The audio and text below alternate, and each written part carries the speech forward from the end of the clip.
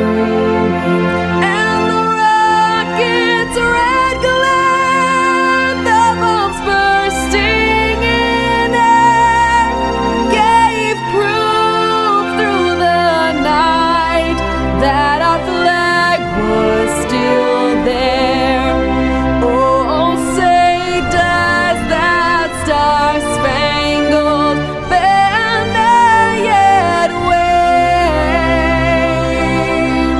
o'er the land of the free and the home of the brave? Greetings, dear viewers.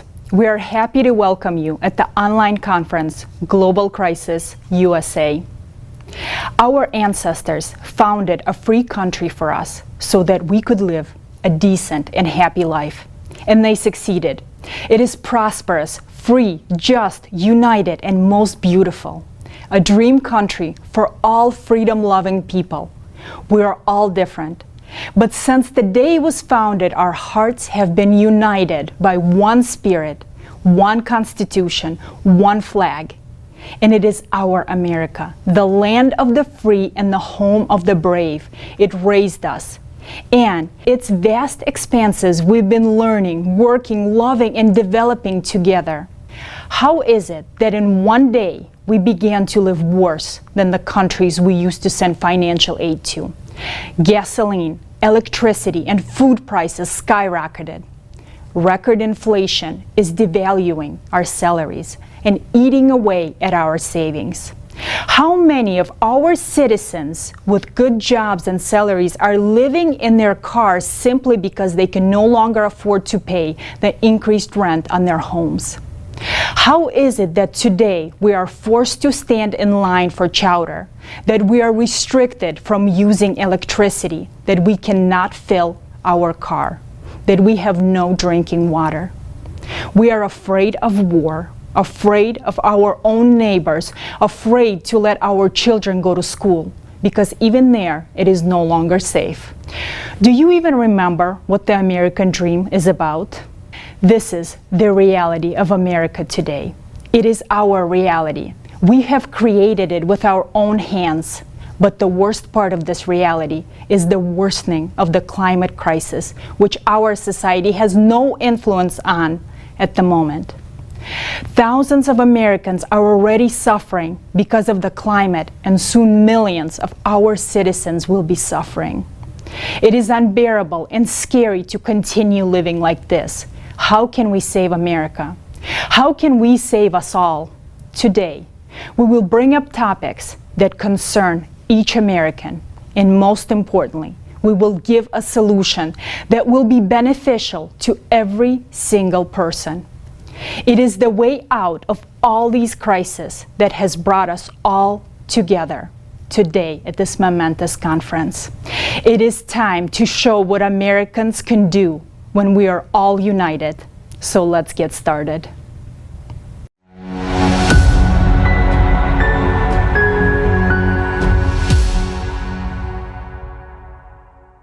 We are witnessing a time when our country is falling apart. We are more divided than ever before.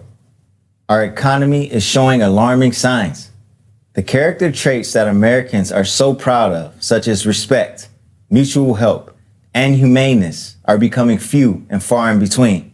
Problems with education, healthcare, mass shootings, political unrest, riots, violence, human trafficking, and climate crisis are just a few unresolved problems that are on the rise, and no one can provide a solution. Until today, we did not see the light at the end of the tunnel. Until today. This event will mark the beginning of prosperous times for every American and for each and every person. We, the American people, deserve to live in safety, peace, and security. It's time to make the American dream a reality for all. I absolutely agree with you, Roy. And our volunteers went out to the streets of American cities to hear the people's voice. Let's take a look at what concerns Americans today.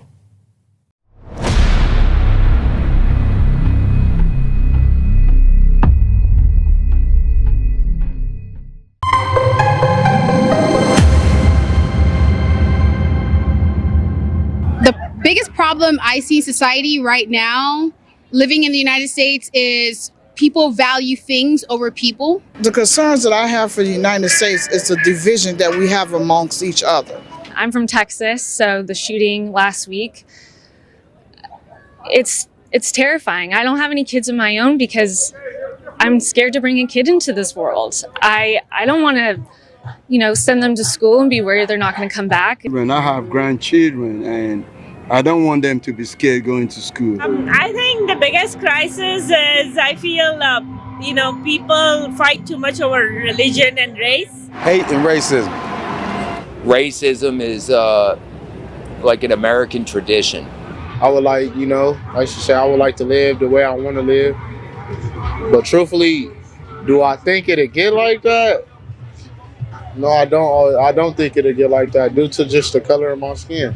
I feel like I don't know, it's too much competition and all that in this world. First and foremost, I think there's no excuse for there to be homelessness in this day and age. I think there's more than enough wealth in this country to meet people's needs. And I think that if we as a nation, we as a people, kind of put more the priority to being about meeting people's needs as opposed to me all the time, looking at like caring about your community and its well-being as opposed to just your own self. I think that,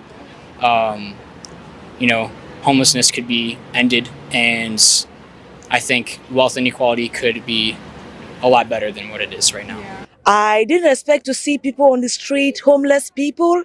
So I want to think that the gap between the rich and the poor is so wide in the United States. I didn't expect to see that. I see the homeless on the street living inside tents, and it's something I see over in Cameroon. I didn't expect to see it. Gravitation towards extremism and extreme division. I think the inflation is really bad. It's really hard. Groceries used to be like $100 a week. Now it's like $250 every week. $5, let's say gas, or your groceries. You used to spend $200 a month. Now you're spending $700 a month. It's not sustainable. Yeah, I mean, the economy as a whole is pretty tough right now. We got inflation, rising cost of goods. That's tough. Wages, they've been pretty stagnant when it comes to the cost of rent. Home buyers, it's getting tougher and tougher to be a home buyer. We got all these corporations coming in, buying residential homes, making it tough for the regular mom and pop people trying to become a homeowner. So that's making it tough for the American dream to become true. We do that, it might not be possible because of prices are going up 100-200%. Inflation is out of the chart. In my lifetime, I haven't seen this much inflation. The resources, like food, gas, water, things like that puts a lot of people on edge too, because we're experiencing shortages here, shortages there, and famine and all this other crazy negative stuff. It's just like terrorizing and tearing this world down. Corporate greed, and the way the tax system has been set up in the past years. Affordability, people can't afford to live in the homes that they have. They can't afford the rent. They can't afford to feed themselves. They can't afford the medicine that they need. There's people, dying from diabetes. Separations based on class, race, and it's definitely political. Stances have become a lot more extreme recently. Democracy in general. I would say politics, how everyone is against each other. If the prices raise the way they are, where are people going to live? Now you really can't afford a home because the homes, even rent, apartment, you can't do anymore. If you're going to raise them, then the salaries need to be raised also. My biggest concern is the lack of financial education in school systems, because we all grow up in the same system. Go to school, get a diploma, go to college, get into debt, get a degree, and work there for the next 30 to 40 years and hope for a great retirement and depend on your employer. But unfortunately, that is not happening nowadays, and people are going back to work at 60 or 70 years old. So the lack of financial education needs to be solved today. Well, I think we do have a lot of problems, but for me, the biggest one that scares me actually is climate change, because I genuinely don't know if by the time I'm 50, if the world will even be like in living condition. I know FEMA gives out a lot of money for contractors to do a lot of disaster relief work, But we actually, as a nonprofit that I was working with, we had to actually go back and redo a lot of work that contractors did because they were just trying to get in and out as fast as possible. So I think that concept is called disaster capitalism, where, making money off of people's natural disasters and what's happened there. The biggest change, at least that we can witness in California, is obviously the wildfires. They're happening with greater frequency. Same with the drought. They're longer and more severe. A lack of compassion for other people.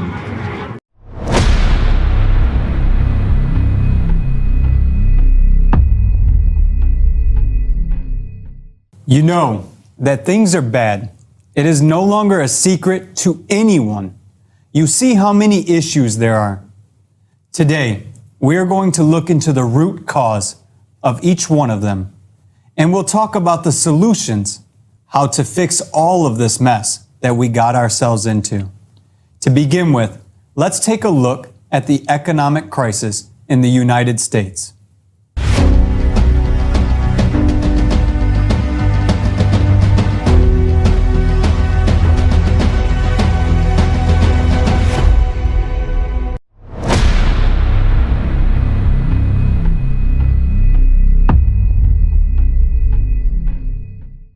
U.S.A. 2022, the real state of the economy.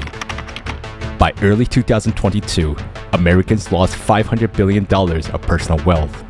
The steady growth in wealth was replaced by a steep decline.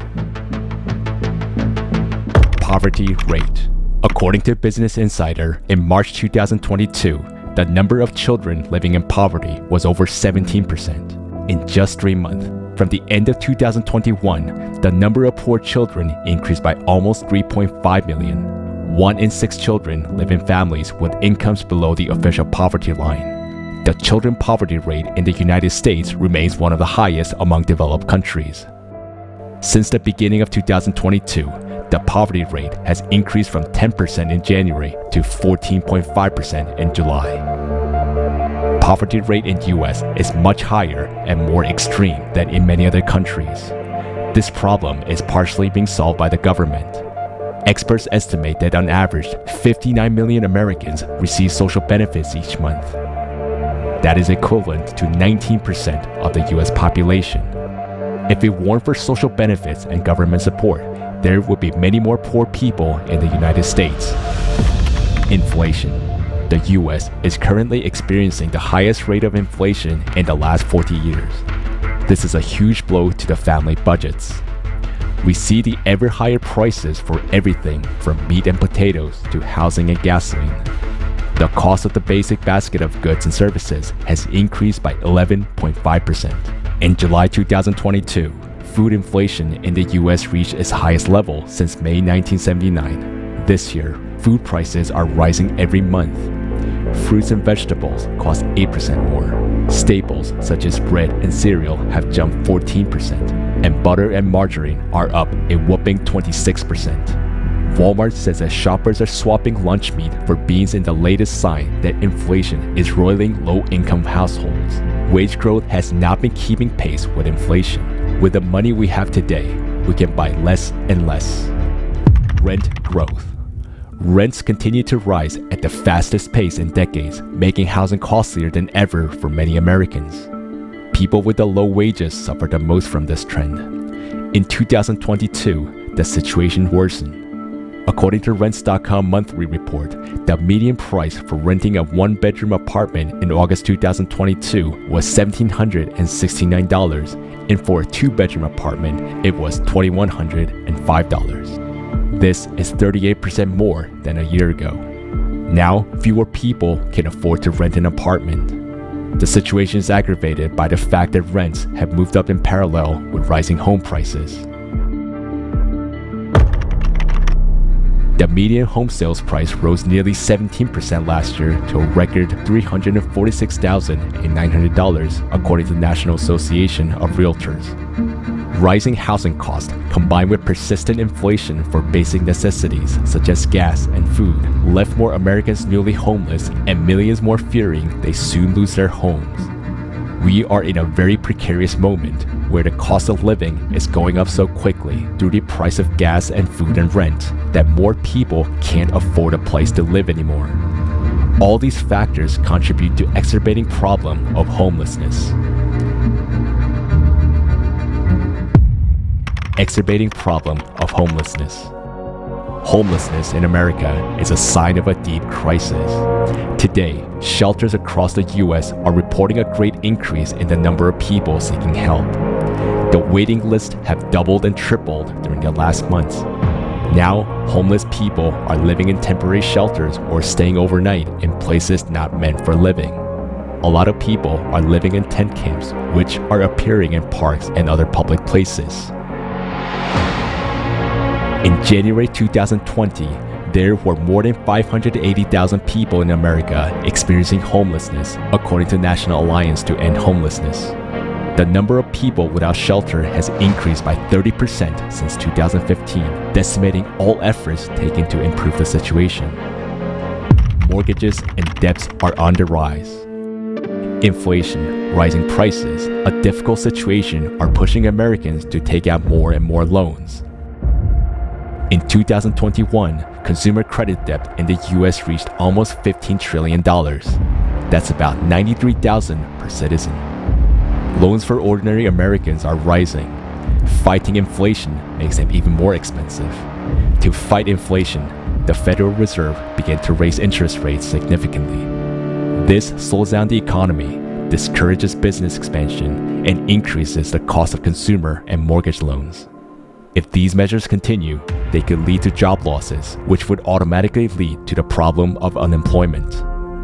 Despite the growing crisis and impoverishment of the population, the richest people in the country have become even richer.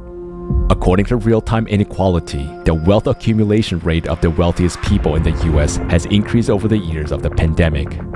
The net worth of the richest 1% has increased by a third since the beginning of the pandemic. This led to worsening of inequality in the US in 2021. 10% of the country's population owns 70% of America's income. Given the worsening economic situation in 2022, the level of inequality in the US will become even higher. According to the Organization for Economic Cooperation and Development, income inequality in the United States is the highest among the G7 countries. So what can we expect from the economic crisis? Now, it is predicted to worsen for at least 5 to 6 years. And this crisis affects not only the US, but also China, Europe, and other countries. The whole world is going into a global crisis that can't be stopped in our format of economy. Inflation is worsening. The income of the poorest Americans and the middle class will continue to devalue.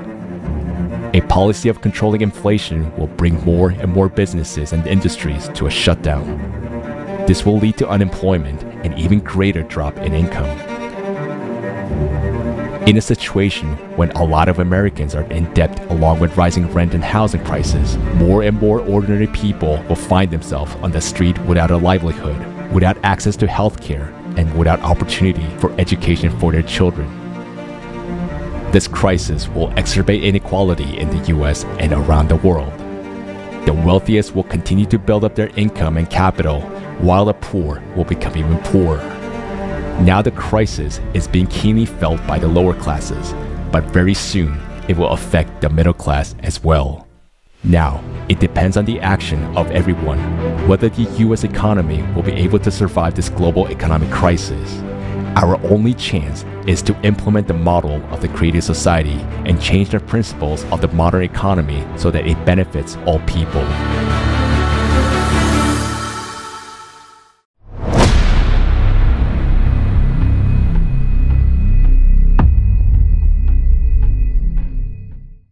Why the child poverty rate in the United States remains one of the highest among developed countries. This is a real tragedy and we are losing entire generation. I can't believe that such a large percentage of children are in need of food and other basic necessities in our prosperous and developed country. To me, this is a very alarming sign. And the poverty has increased in the U.S.A. It's 14.5%. In addition to that, 60 million people, or 20% of the population, are receiving food stamps or financial aid today, which is not so good compared to other developed countries. And the trend does not look optimistic. Of course. That's why I understand why the streets of California are filled with so many homeless people, including homeless children. Can you imagine what a nightmare that is? And all of us are experiencing rising food and housing prices. And many of us can't pay off credit cards. 42 million Americans missed the due date on a credit card payment. I even had to take a second job to support my family. Everyone wonders, why is this happening and who is to blame? Today, we have Tally all the way from Silicon Valley, California. As a major in business administration, Tally has studied the question of economic degradation for many years, and now we'd like to hear from him.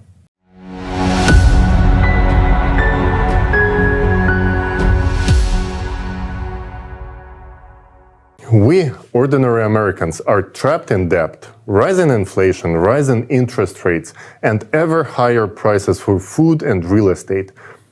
Today, 38% of American families live on less than $50,000 a year. And it is poverty, while 18% live below the poverty line. The middle class, once the backbone of the American economy, has steadily contracted over past decades, from 61% to only 50% in 2021. Today, America's middle class has a smaller share of the U.S. wealth than top 1%. Let us look at the reasons for this dramatically worsening situation for most Americans. The biggest factor here, devaluating the income of the American families and terrifying the whole world, is inflation. What has caused such a high inflation rate in the US?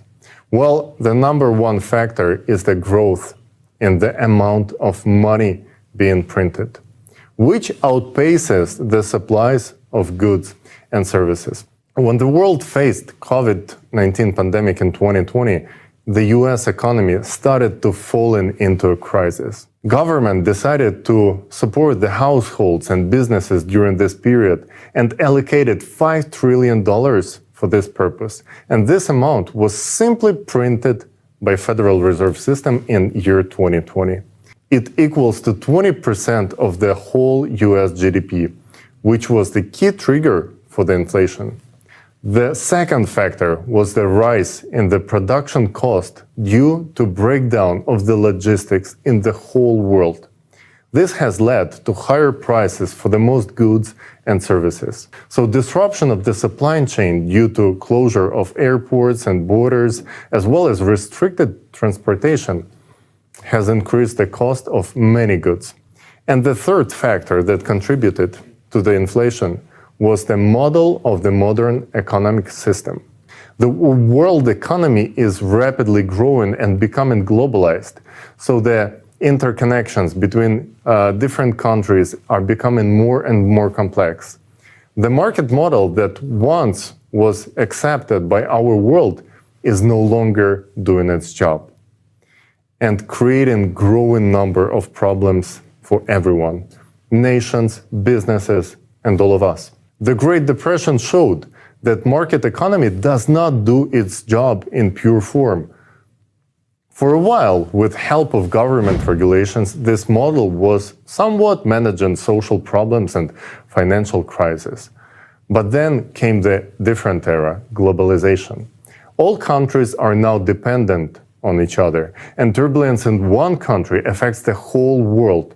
No country can individually cope with a huge number of the extreme factors affecting its economy. So we need to take a look at this new solution. How do we fix this system, and how do we create conditions for the globalized, rapid development while we have AI developing and the global crisis threats are facing all of humankind? We need to combine the efforts of businesses, politics, and science and create another model of the world economy which will meet these challenges. The exactly one that brings benefits to all countries, businesses, and people. and such concept is being developed within the Creative Society project. This concept proposes a universal basic income that would satisfy everyone's basic needs, which is again turns on and stimulates purchasing power and growth of businesses and industries. The Creative Society model puts forward a predictable, stable, world-planned economy with no inflation, tax minimization, no duty fee, and no interest loans for businesses. The Creative Society is a model that overcomes divisions and dependencies of power and money and creates beautiful new world where human life has the highest value.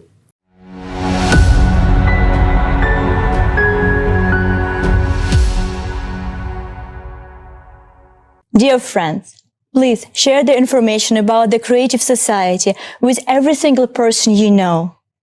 Because everything depends on you. Everything depends on our choice. Right now, we have a wonderful possibility to change our world. And only step that we need to take right now is to share the information and let every single person know about that possibility to change our world for the better.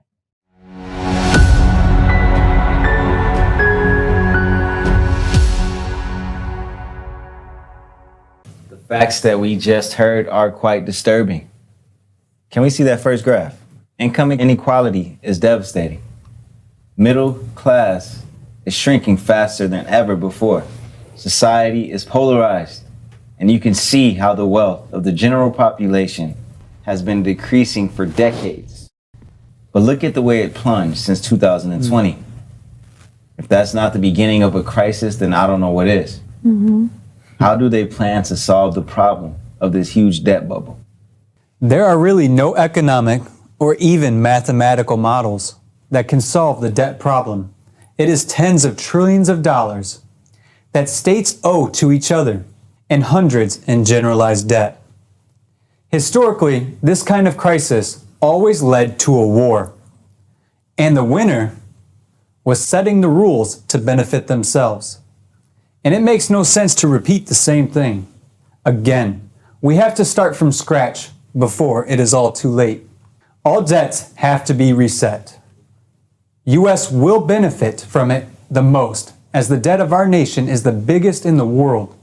Otherwise, the economy collapsing, like now, that's going to be a hard fall for us to take. That's true. Jason, so what do you think? So can we hear more about the solution?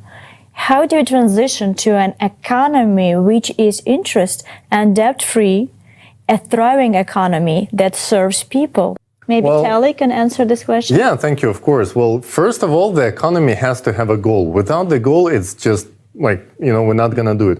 And the goal has to be simple, to provide each one of us with everything necessary for living. So basically, it is called universal basic income. And the economy has to generate wealth for all of the people. That is the only way to actually avoid mass unemployment with the introduction of automation, which is already happening. We're already witnessing it. And we can take the best practices from big international corporations and see how they operate and generating profit for their stakeholders. There is no corporation basically in the world which could do business without the plan. And even if you take a small bakery store, they cannot do business without the plan. But we somehow think that invisible hand will figure it out on the world market. That's not working, and it's proven to be a failure. So that is the only way to avoid underproduction and overproduction, to have a plan. And we know how much our ecology is suffering from overproduction, by the way, these days. So yeah, I think first of all we have to set a realistic goal for our economy. But does a universal basic income mean that people will stop working? Good question. Yeah, that's actually a very good question. People think if we're gonna have universal basic income, everybody gonna stop working. But of course not. Like, for example, would you stop making music or doing your business only because you met your basic needs? No. Yeah, I think so too.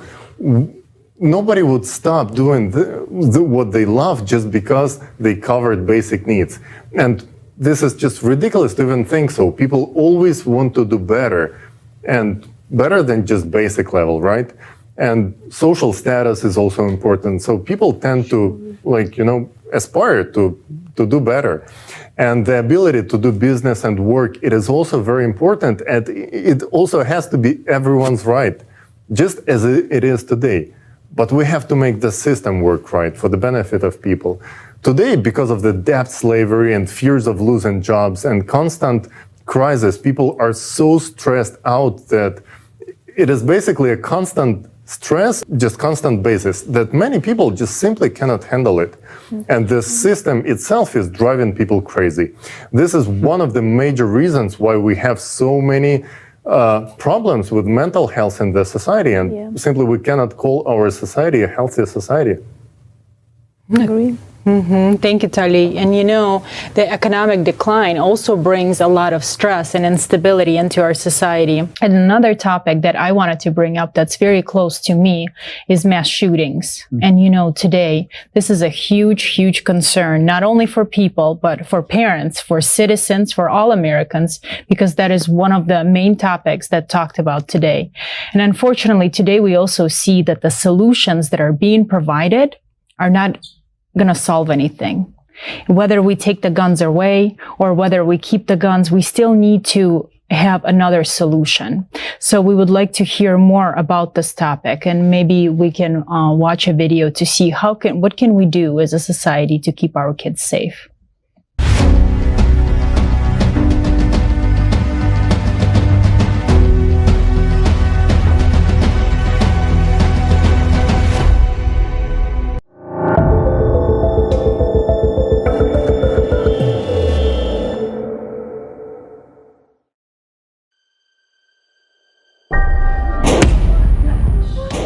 Car accidents are no longer the leading cause of death among children in the United States today. How is it that one of the most developed countries in the world became a leader in the number of child deaths from firearms? We are unable to protect our children.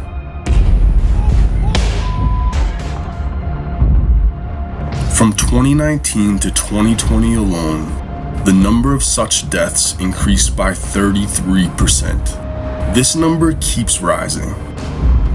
More than 4,300 children have died since 2020. Is it normal that no one today can be sure that their child will come home from school alive? There are about 400 million civilian-owned firearms in the United States. We already have more guns on hand than there are people in the country. And in spite of this, we still don't feel safe. There were 417 mass shootings in 2019, 611 in 2020. And last year, this number has increased to 693. In 2021, 40,000 people were shot dead. That's comparable to the population of cities like Concord in New Hampshire or Lenexa in Kansas. Every year, an entire city is shot down. We elect these or those politicians hoping that a new government will change the situation. But the number of shootings and the amount of violence is only increasing. Some people yell that free access to guns is to blame, while others say that it's our Second Amendment right. While they are butting heads with each other, our loved ones continue to die. In our consumerist society, human life is worthless. And this is why we are unable to solve this problem. Doesn't this make you wonder about our priorities as a nation? Where is our common sense? Common sense is in building the creative society in which human life is the highest value.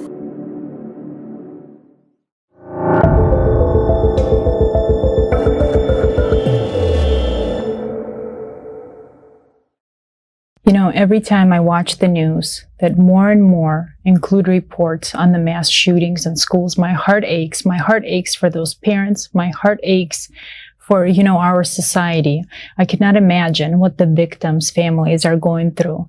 And, a question arises, isn't our society that hopeless that we cannot solve this problem today? It's one of the most critical problems, I would say, that we have.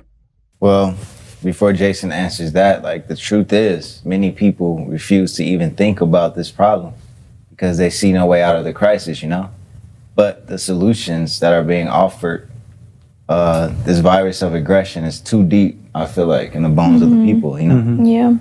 But if we want to call ourselves civilized society, we definitely need to do something. We definitely need to find a solution to this problem.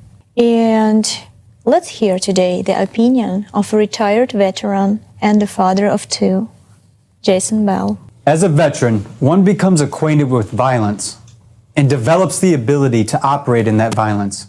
But when did this become the acceptable norm in our society? In 2009, a shooting occurred on a military base, and it became embedded in people's minds that a mass shooting is something where a bunch of people die. Well, unless you study this topic or have some experience, of course this is the embedded image. Our media brings up these topics only when they are convenient talking points to create and benefit from some political wedge issue. Is it not our hope that our children make it to adulthood and become fully prepared for the life ahead of them? So why is it that our morals are constantly degraded to the point that we are stuck in fear and indecisiveness? Our values have degraded very much. Just look and imagine. Our country has been at war or in conflict longer than I have been alive. This includes abroad and here at home. Is it no wonder that we stay stuck in this state of hopelessness? So tell me, even though we feel that this is wrong and not normal, why do we keep consuming the news that only portrays a narrative beneficial to propagating this behavior? You see, there is an understanding in developmental social psychology that media plays a role in the worldview of a human being. Since 2015, there has been a constant increase in attention-seeking motivations for mass shootings. They receive more coverage. The Violence Project has found this to be one of the reasons mass shootings are carried out.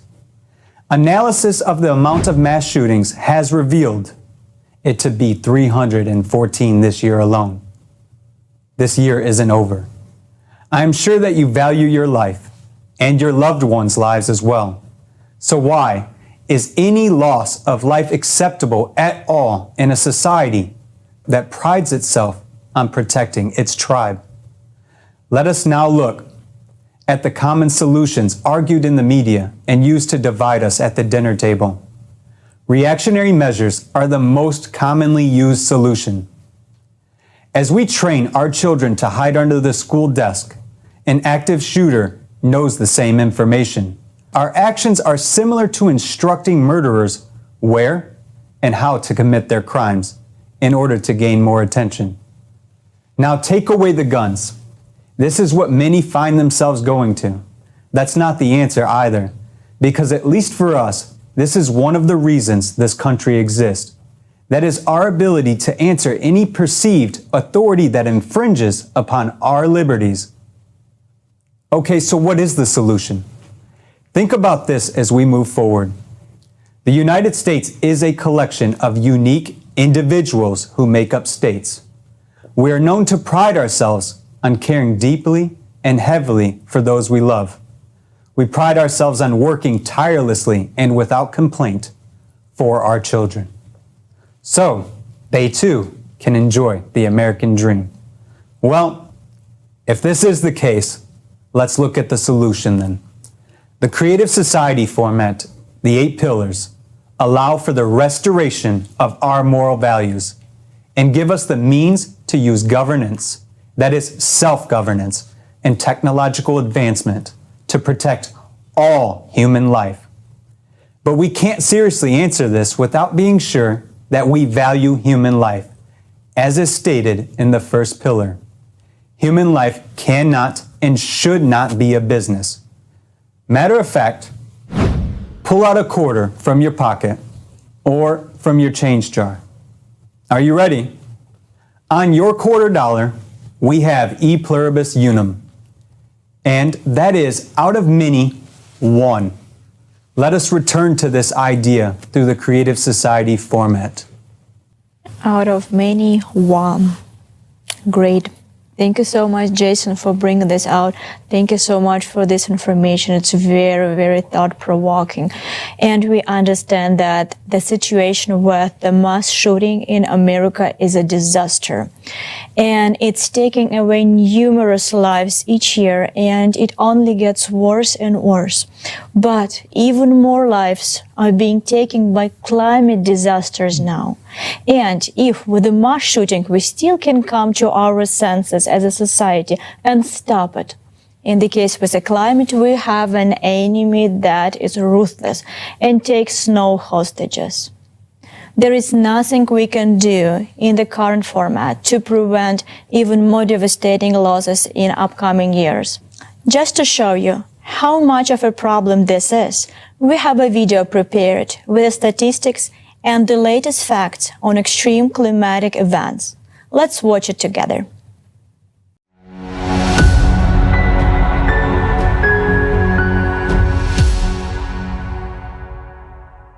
Climate Disaster Monitoring, U.S.A., 2021 to 2022.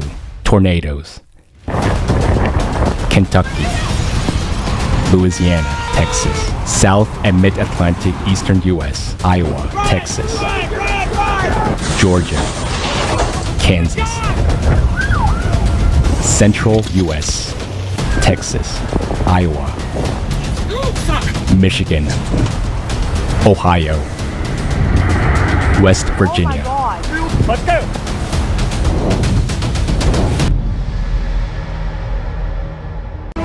According to NOAA monitoring, there has been a rapid increase in the number of tornadoes across the United States. In December, there are on average 24 tornadoes per month.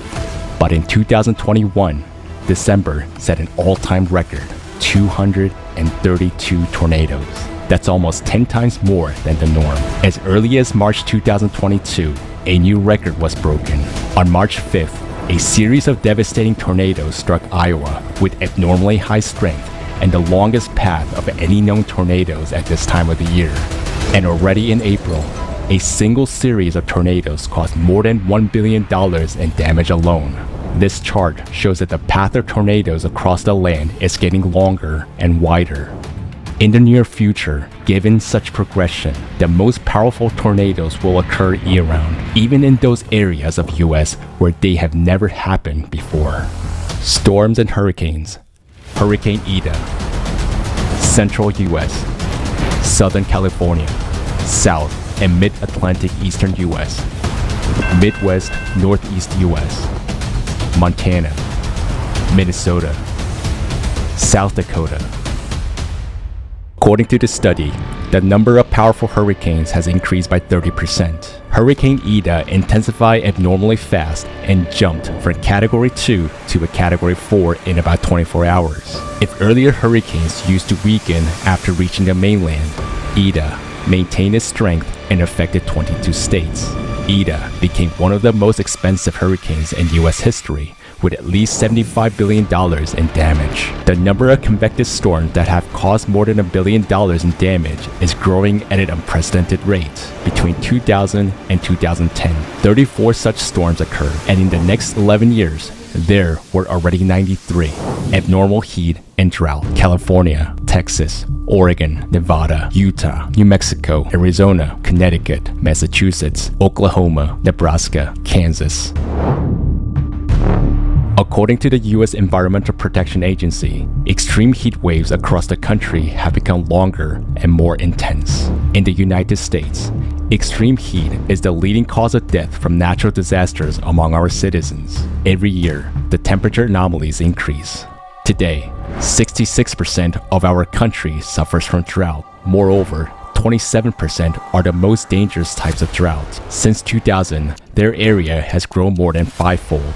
The mega drought has affected more than 2/3 of the states that are vital to the U.S. agricultural sector and support nearly half of national production. According to the current drought progression, within a few years, the U.S. territories may become completely unfit for agriculture and even for life.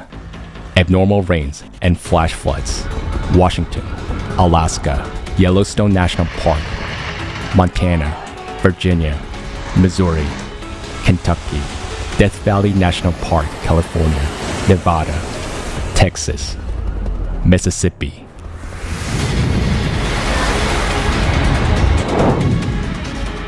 Within days, mega droughts are followed by mega floods. The Death Valley is the most arid place on the planet where rains are exceptionally rare. This July, a year's worth of rain fell here within just one morning in St. Louis, Missouri. A quarter of the annual rainfall fell within just 12 hours. Such flood used to occur every 1,000 years. But in the summer of 2022, in less than 1 month, 5 1,000-year floods occurred in the United States. Some 70 million people were affected. Wildfires, Marshall Fire, Colorado, Calf Canyon and Hermit's Peak Fires, New Mexico, McKinney Fire, California.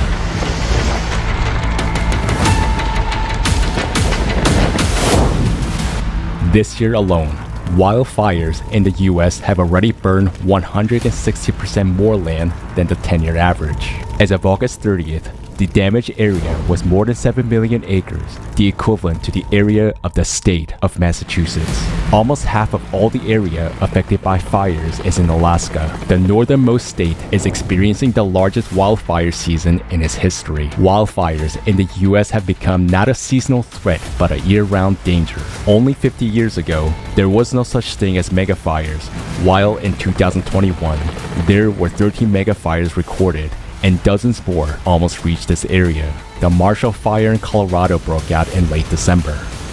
Its winds accelerated to a speed of a Category 3 hurricane and became the most expensive fire in the state's history. Losses totaled $2 billion. Climate disasters are increasingly hitting the global economy. In the U.S., over the past 10 years, the climate has caused more than $1 trillion in losses, and 2/3 of this amount falls in the recent 5 years. In 2021, losses from the natural disasters total $169 billion, which is 95% above the 21st century average. Over the last 30 years, the number of natural disasters has been growing at a shocking rate. But that's not the trouble yet. The real trouble lies ahead.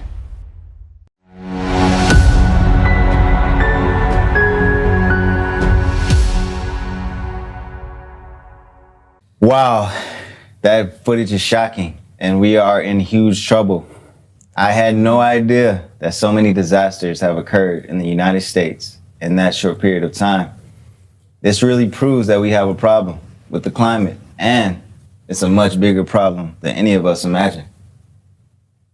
Absolutely. And to me, this video shows a complete picture of what the current situation is. And while our friends from the West Coast are suffering from the droughts and lack of water, here on the East Coast, we are drowning in floods and surf torrential rains. And of course, we understand that climate disaster impact the global economy.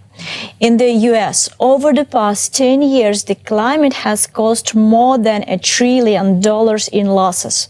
Just think about this number. If last year there were many skeptics who said this is natural warming, which has happened many times before, or there was ones that said we are fine, our region is definitely not going to be affected. Maybe last year there were many people like that, but not this year. As we have just seen, this year has revealed the real global scale of the planetary climate crisis. People have seen it with their own eyes, and many have felt how intensely this global climate crisis is actually aggravating. And right now, actually with us, we have Diana, who's an eyewitness. She witnessed the tornado that happened in Kentucky. And Diana, I would like to invite you, and so that you can share your story with us and with the viewers.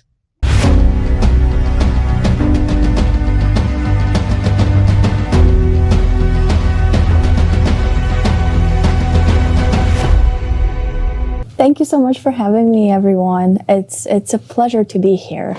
And as you all know, on December 10th, an EF tornado hit the United States and affected 10 states, including Kentucky, with an epicenter in Mayfield. And EF4 is the second strongest tornado on the enhanced Fujita scale.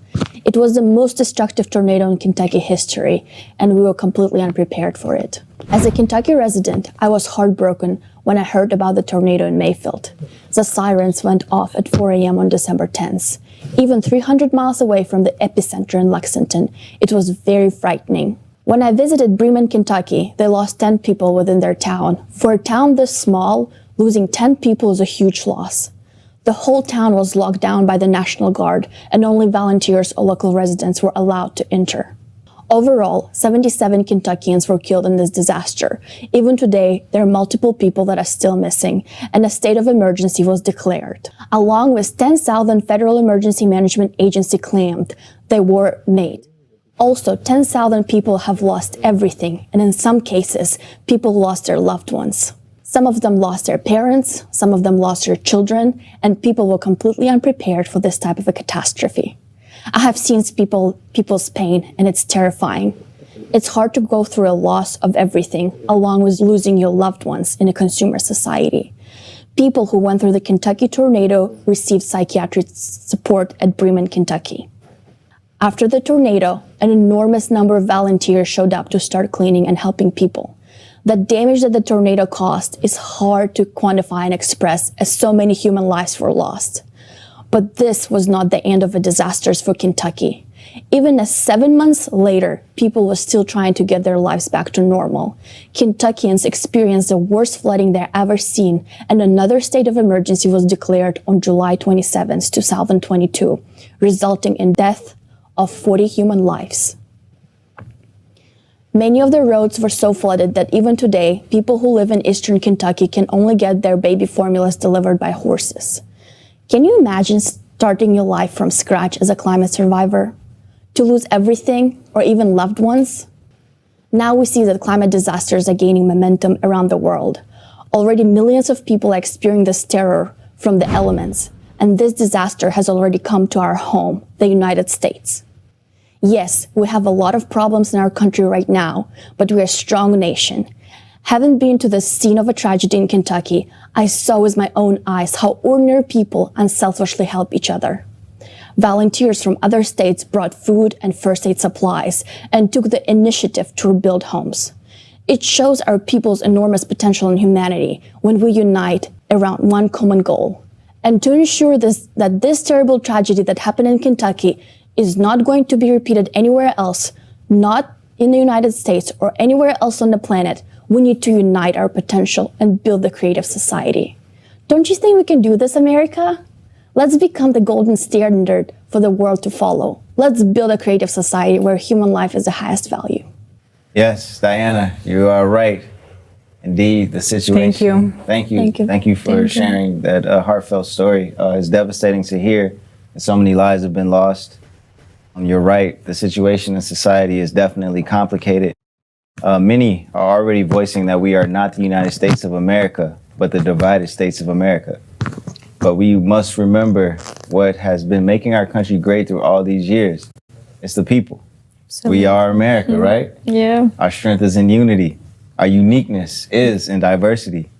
Americans are wonderful people, ready to lend a helping hand to each other when one is in need. You are absolutely right that we really need to change the format of the living from a consumerist dead end to the creative society.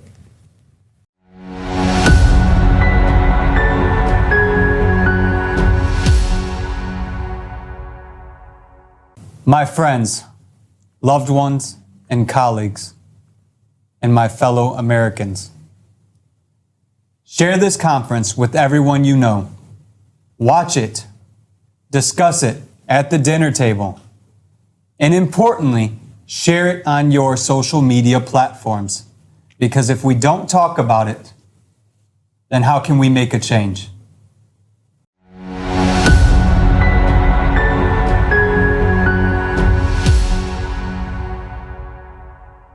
Today, it is already obvious for everyone that climate is changing, and no one can really deny that.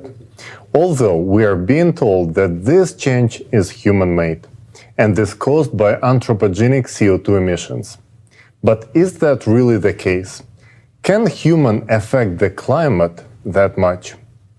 There has been an uneven fight against CO2 emission for almost 4 decades. They implemented new taxes, quotas trades on markets, and billions of dollars have been allocated from budgets to green projects. But the more we fought CO2, the more money we invested into this fight, the more things with climate were actually getting worse and worse. So to start with, let's understand what CO2 is and how much of it do humans emit.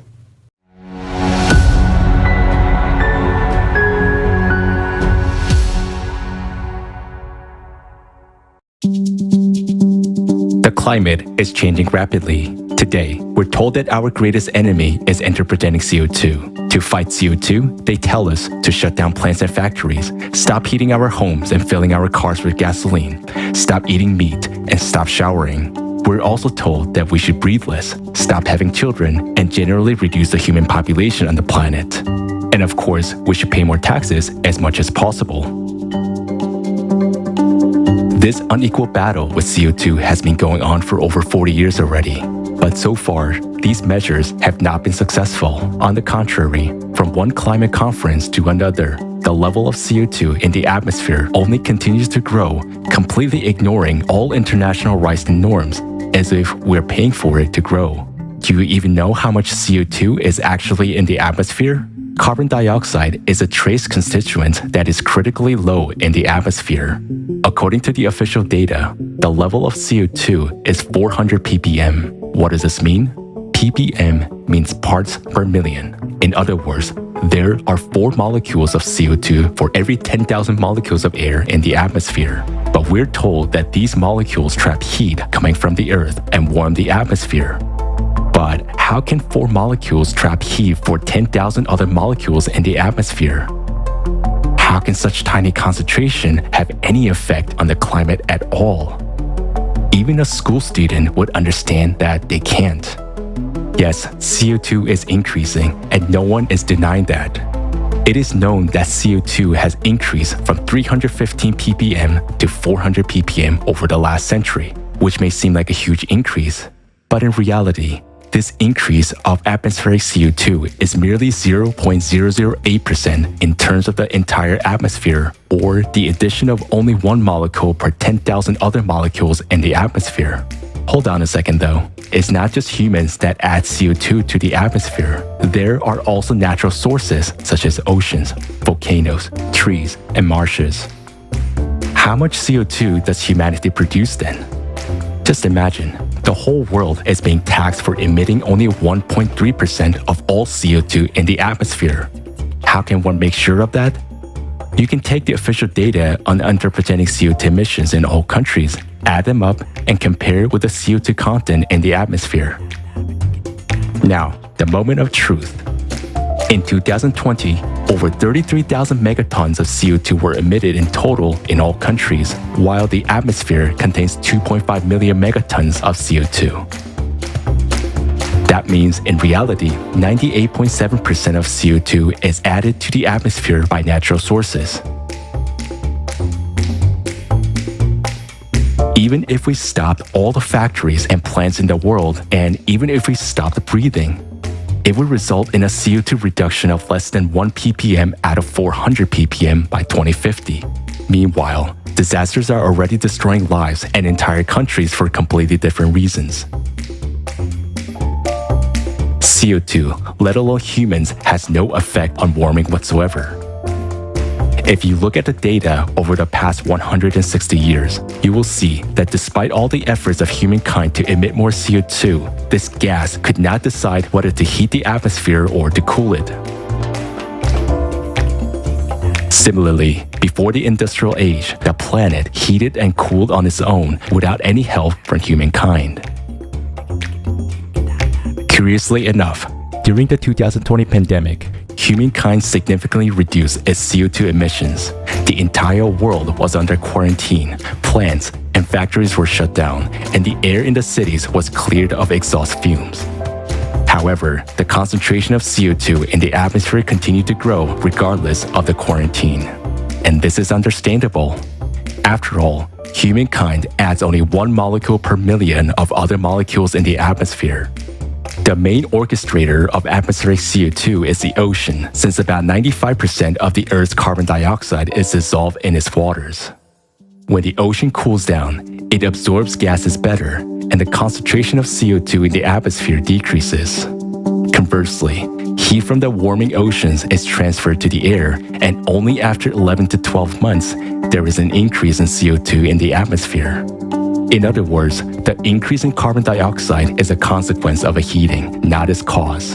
And humanity has nothing to do with this process, nor does it have anything to do with climate change. But if CO2 increases naturally, it must intensify the greenhouse effect anyway, right?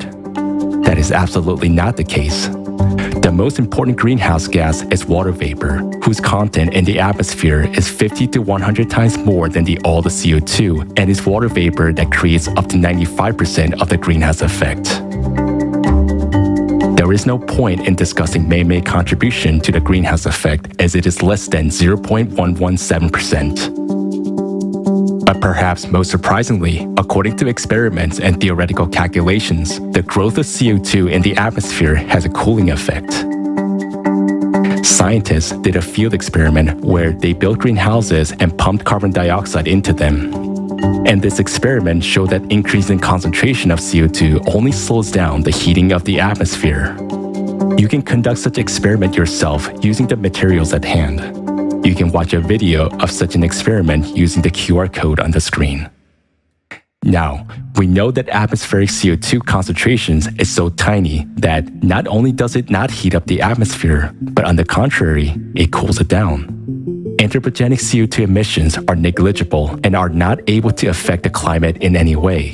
And another question remains: why are natural sources emitting more and more CO2 today? Ice cores from the last pre-industrial 100,000 years, when there were no cars or factories, contained CO2 concentration that were well over today's 400 ppm, for example, between 700 and 2,500 ppm. For some unknown reasons, however, these data began to disappear from the articles in 1985, which strangely coincided with the establishment of the Advisory Group on Greenhouse Gases that later became the Intergovernmental Panel on Climate Change. But then, another reasonable question arises. What can cause such a significant increase in CO2 if humans are not to blame? Our planet is currently going through a period of global climate catastrophes occurring cyclically every 12,000 years. During this period, due to the changes within the planet, volcanoes and earthquakes become more active, causing magma to ascend and the ocean to heat up enormously. Heating of the deep ocean and awakening volcanoes are causing the concentration of CO2 in the atmosphere to increase rapidly. And this happens every 12,000 years. While they are creating an illusion of fighting the negligible amount of CO2, millions of people are dying, cities are being destroyed, and the number of climate refugees is growing. The only way to escape the escalating disasters for us is to unite in order to build a creative society. Only together can we create a better world for our children and save billions of human lives. Our future depends on each and every one of us.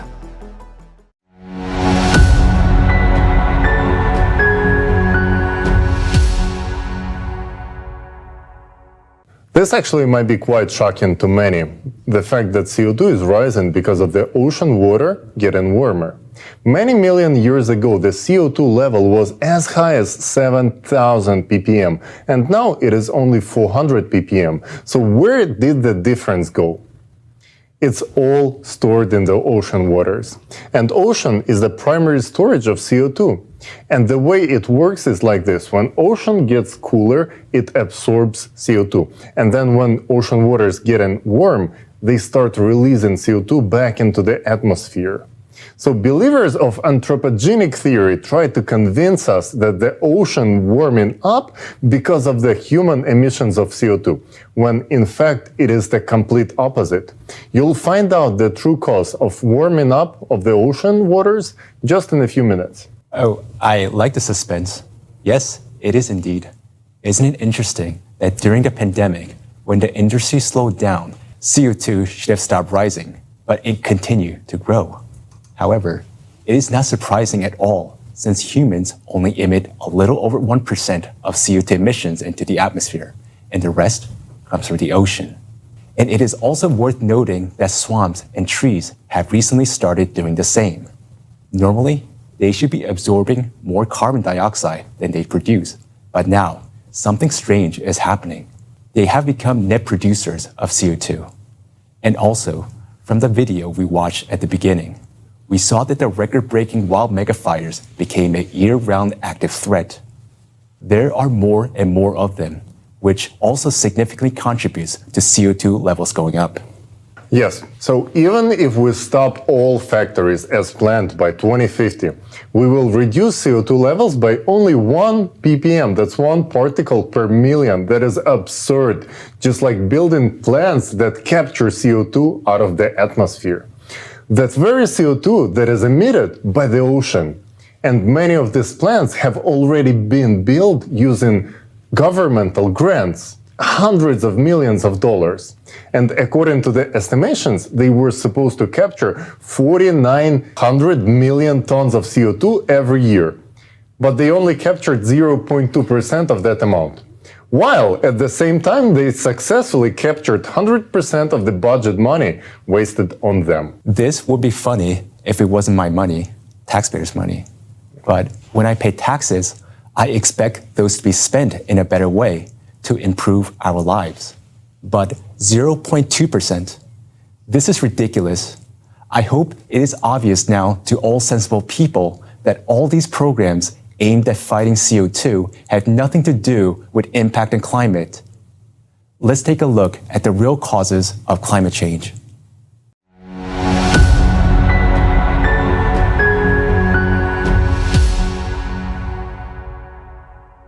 One of the well-known signs of global warming is the melting of glaciers. It is no longer a secret that glaciers melt from the bottom up. But why is it happening this way? Let's take a look.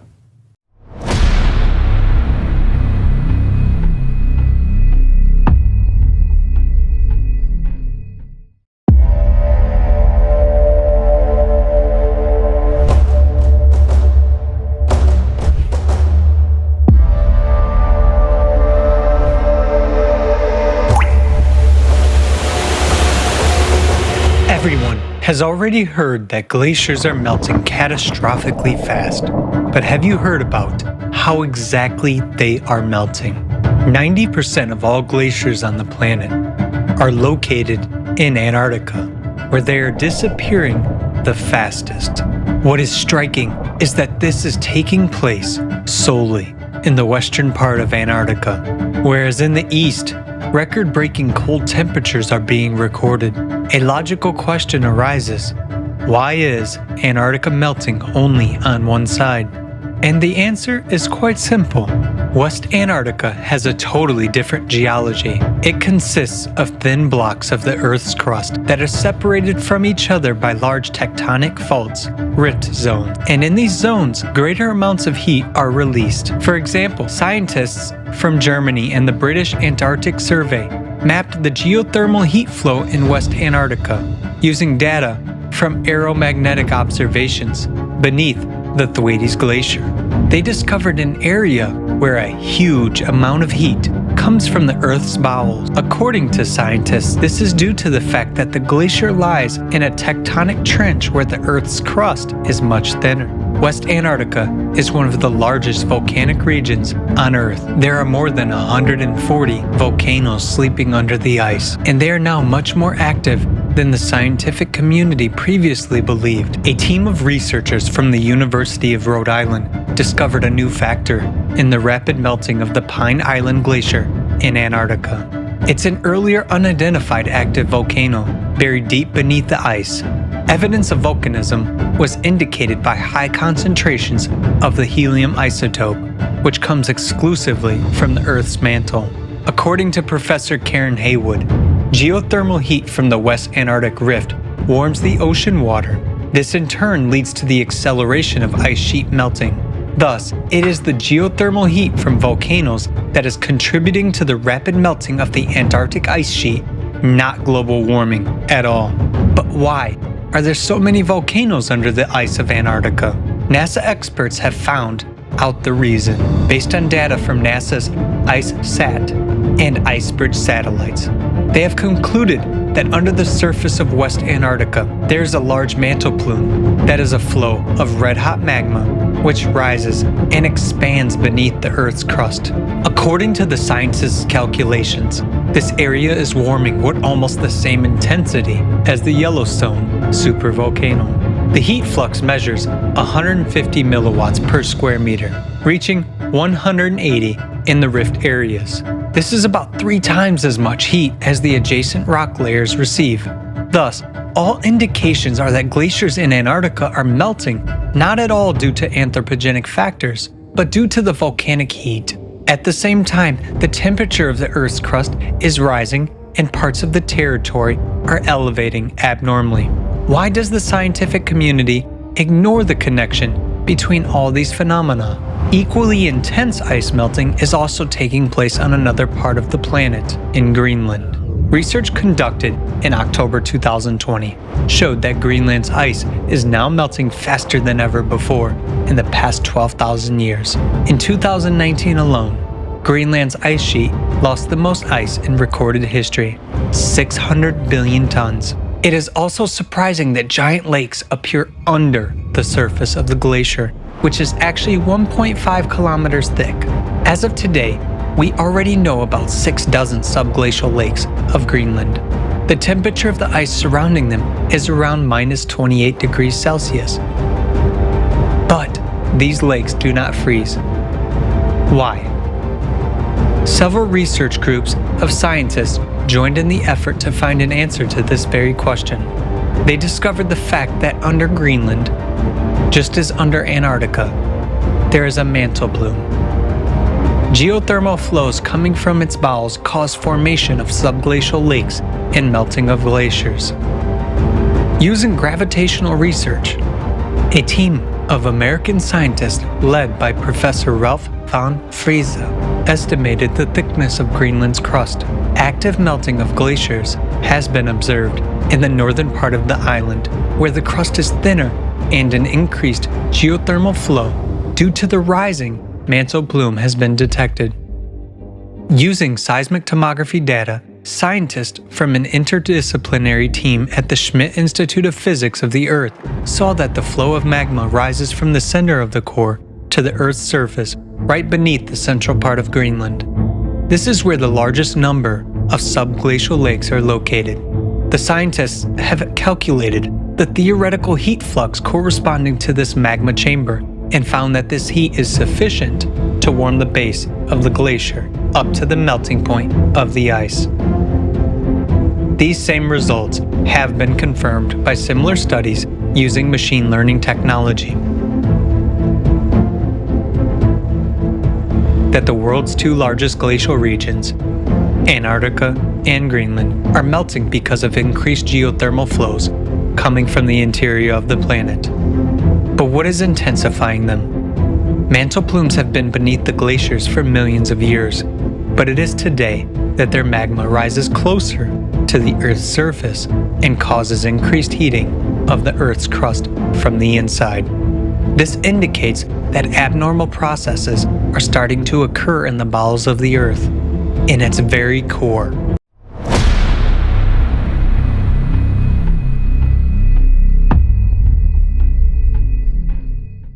So, it turns out that the magmatic hotspot under Antarctica and Greenland have been under the glaciers for millions of years. But the intense melting of these glaciers has begun simultaneously only since 1995. Exactly. So for some reason, magma under the glaciers began to rise up after 1995 and melt the glaciers from below. Now, remember this year, you will hear it a lot today. Another unexpected fact is that starting from the very same 1995, the waters in the Weddell Sea, right next to the West Antarctica, has begun to heat up. In the Weddell Sea, the water is hidden at the ocean floor at the depth of more than 2,000 meters. And at the very same time, the upper 700 meters are almost not heating up at all. And this is not surprising. After all, the Weddell Sea is bounded on all sides by volcanic structures that are currently active. Yes, so the Weddell Sea has been heating up since 1995, and this is caused by the rise of magma. Today, the heating of the ocean floor is not only happening in the Weddell Sea region, but also all over the world. And why don't we watch a quick video on that as well?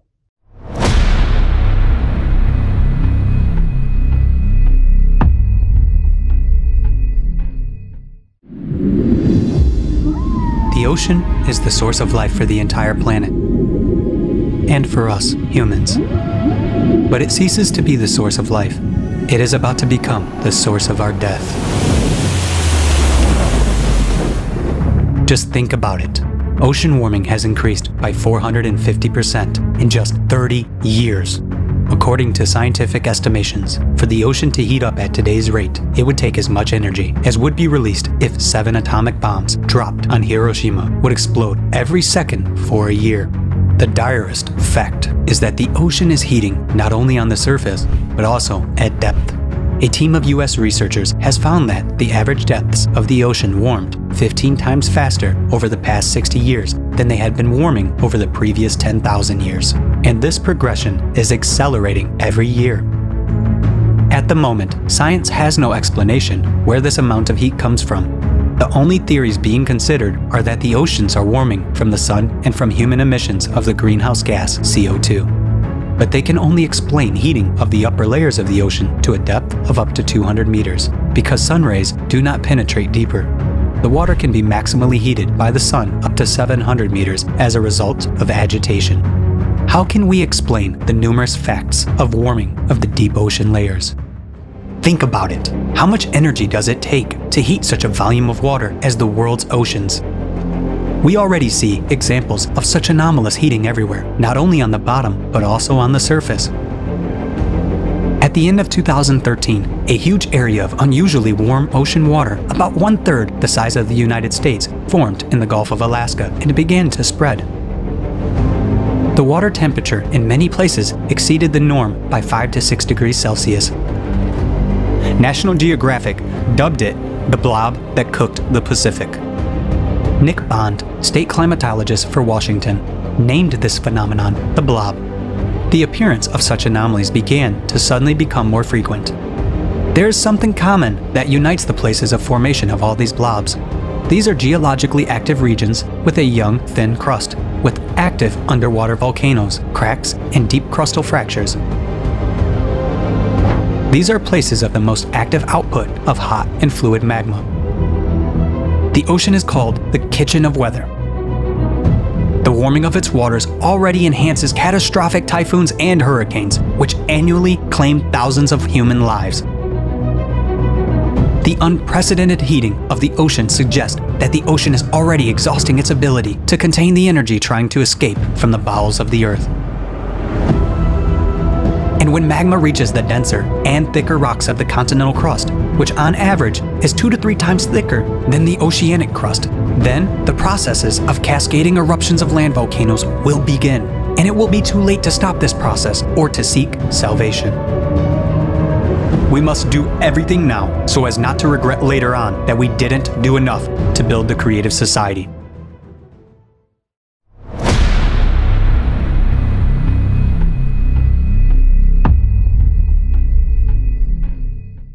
The way that the ocean hits at the bottom is truly shocking. It is important to note that the thermal anomalies in the ocean started to appear more frequently after 1995. So what happened in 1995, you're going to ask? It is well known that since 1995, the magnetic North Pole began to shift rapidly with an increasing speed, which eventually became 4 times greater than usual. In 1995, simultaneously with the displacement of magnetic pole, the planet's axis of rotation began to move rapidly, 17 times faster than before.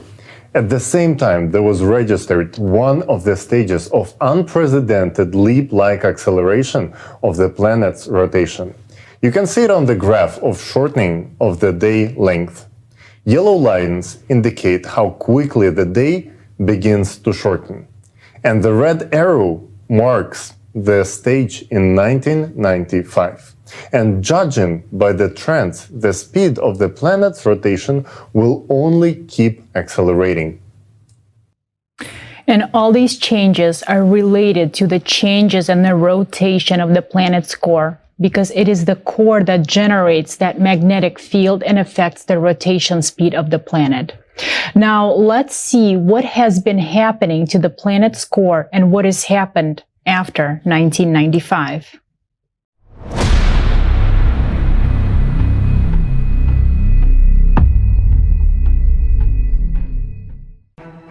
Another important evidence confirming that abnormal processes are taking place in the core is the drastic acceleration of the North Magnetic Pole's drift by 3.5 times over the past 20 years. Together with the extreme acceleration of the North Magnetic Pole movement, a mysterious anomaly weakens the planetary magnetic field, which protects us from dangerous galactic and solar radiation. Scientists have been able to calculate that the Earth's magnetic field has weakened by 9% over the past 200 years. As a result, an area of weak magnetic field known as the South Atlantic Anomaly has been formed between Africa and South America. Moreover, in the last 5 years, another such area has developed southwest of Africa, and it is actively growing. The electromagnetic field is generated by the dynamo mechanism in the Earth's core, and therefore it is evident that changes in the magnetic field indicate changes in the core.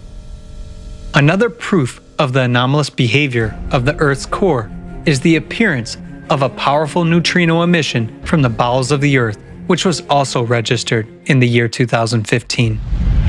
An even more anomalous event occurred in the year 1998. Scientists detected a sharp bouncing displacement of the core by observing the Earth's center of mass using satellites. As a result of the bounce, the core shifted sharply northward toward the Tamir Peninsula. At this time, scientists at the Medicina station in Italy detected a gravity burst. The velocity of the planet also increased, as well as the centrifugal force. Concurrently, there was a dramatic change in the shape of the Earth. As measured by a laser rangefinder system from the U.S. satellites, the planet began to expand abnormally along the equator, whereas before that, the trend had been the opposite. Because of the increased centrifugal force, magma plumes began to rise closer to the surface, which increased the geothermal heat flow and the number of earthquakes. As a result, new faults and cracks began to form, through which water from the surface began to escape deep into the Earth. In the same year, there was a sharp increase in the speed of the North Magnetic Pole's drift. The bounce of the Earth's center of mass became the key factor of the system's imbalance.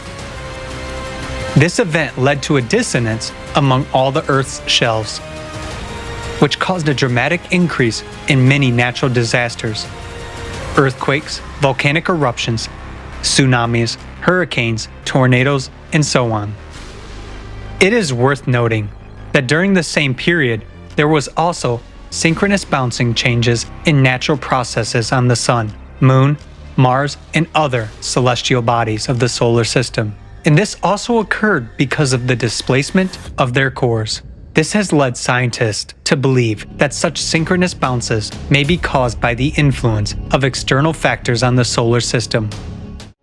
But over the past 50 years, our planet has continued to accelerate. Since the year 2016, this trend has intensified even more.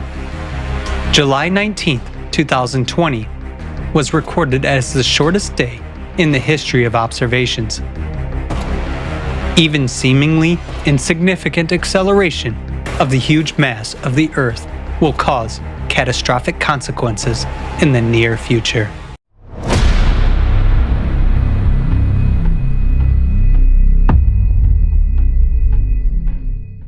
In 1998, there was another shift of the core. Such catastrophic changes in the core lead to acceleration of the planet's rotation and deformation of the Earth's crust. It is important to note that the number of earthquakes at the ocean's floor began to grow precisely because of this. Professor Arthur Vitorino of the Maryland Institute has discovered unprecedented increase in seismic activity along the border lines of thin oceanic plates in the middle of the oceans that began in the very same 1995. The map on the right side of the screen shows where exactly this activity is increasing, and the graph on the other side of the screen is showing the spike in the earthquakes in 1995. We are all intelligent people and we clearly understand that these changes are not caused by humans' influence. Humanity could not influence seismic activity on the ocean floor. Yes, and there is also no way that humans could affect the shift of the magnetic pole or rotation axis of the planet, and let alone bouncing of the core. But besides the increase in the number of earthquakes at the ocean floor, the number, magnitude, and intensity of earthquakes on land is increasing all over the world. And the most frightening thing is that the number of deep focused earthquakes is increasing. So let's also watch a video about that.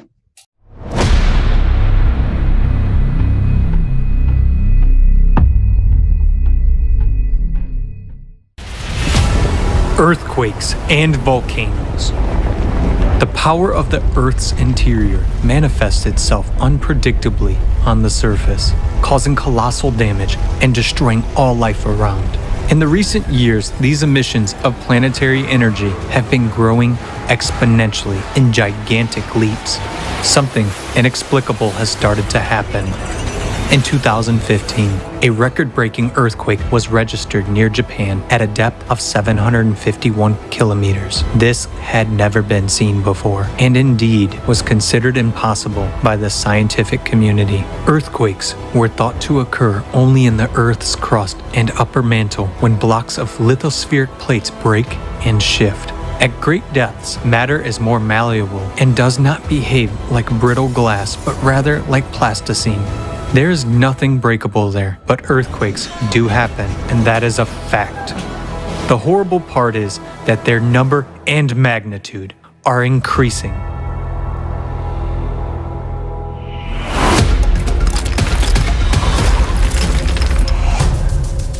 Earthquakes are not only becoming deeper, but they are also getting closer to the surface, which means they are becoming more destructive.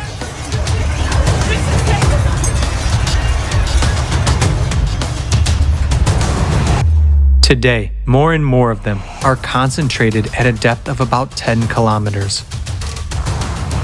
For example, an entire series of 36 seismic events of significant magnitude from 4.5 to 7.0 occurred near New Caledonia in early April 2022. Just one earthquake of similar magnitude and depth in August 2021 in Haiti caused fatal damage and killed more than 2,200 people. The deadly threat is increasingly rising to the surface of the Earth. Right before our eyes, cracks are appearing and faults are being activated. The ground is literally crumbling beneath our feet, swallowing whole houses. Faults have been activated in the U.S.A., Kenya, Iceland, Turkey, China, Lake Baikal, and other regions. Each of them can cause enormous damage. It is an abyss opening underfoot. The number of observed earthquake swarms, that is, of clusters of rhythmic shocks, is increasing on the planet. A swarm is characterized by almost similar magnitudes of seismic events that occur at short intervals in a local area. The number of seismic events in individual earthquake swarms has increased from a few or few dozens to hundreds and sometimes thousands. Their magnitude and duration have increased. This is due to the intrusion of magma and hot gases into the microcracks of rocks. Swarms are now being recorded not only in fault zones and near volcanoes, but also in more quiet regions. The Palghar region of India, located in a quiet continental region, began swarming with earthquakes in September 2018 and continues to this day.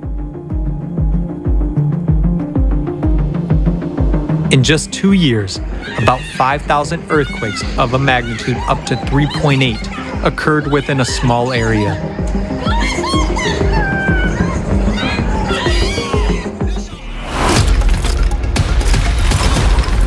And what has been happening since August 2020 in the Bronzefield Strait off of Antarctica has been described by scientists as a huge magma intrusion.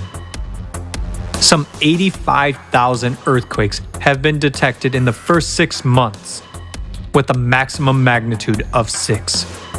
Normally, these processes occur over geologic timescales as opposed to over the course of a human lifespan, said study co-author Simone Sheska, seismologist at the Research Center in Potsdam. Magma is literally devouring the lithospheric plate from the inside, having traveled 2/3 of the way to the surface in 6 months. Only 5 kilometers of rock remain before a catastrophic rupture occurs. And that is just one example. Similar things are happening everywhere.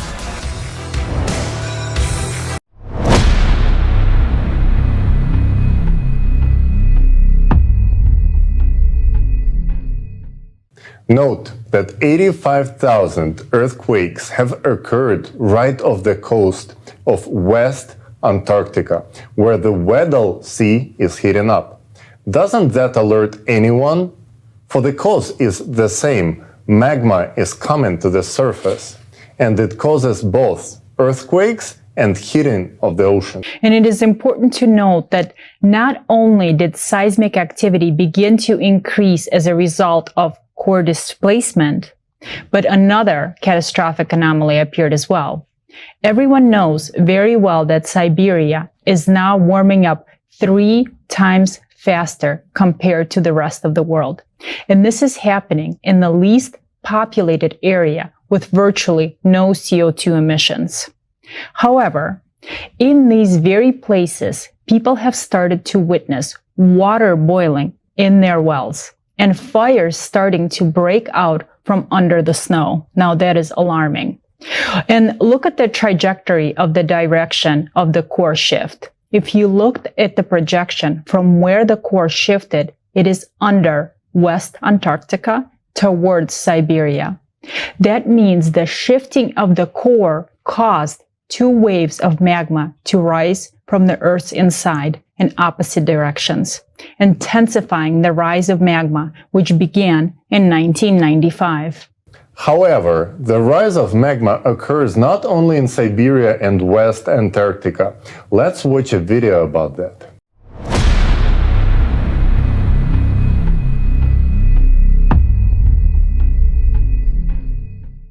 In recent decades, the Earth has been accelerating its rotation by leaps and bounds, which means the centrifugal force is increasing.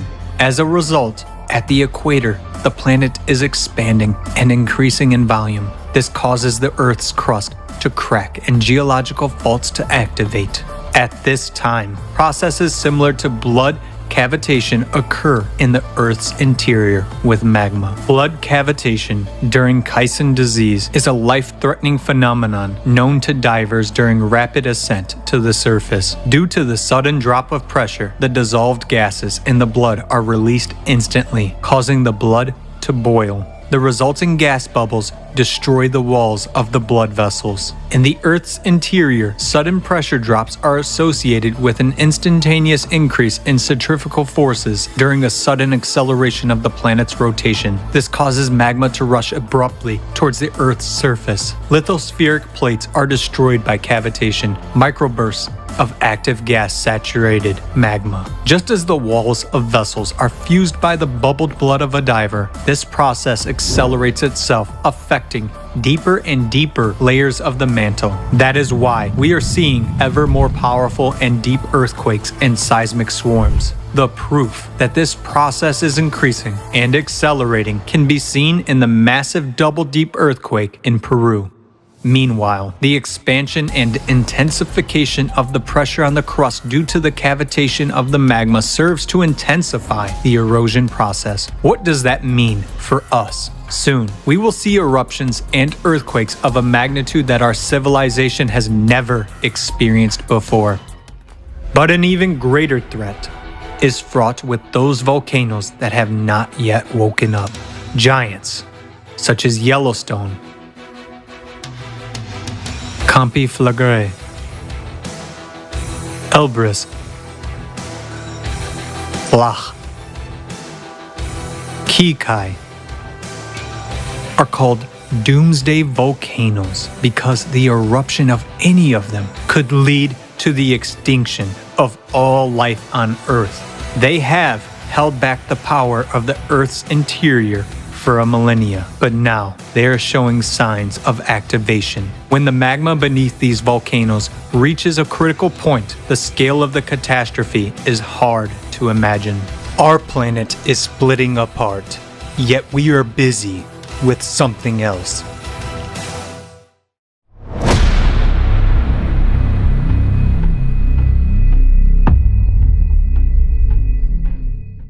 The acceleration of centrifugal forces and the shifts of the core begin to push magma sharply to the surface.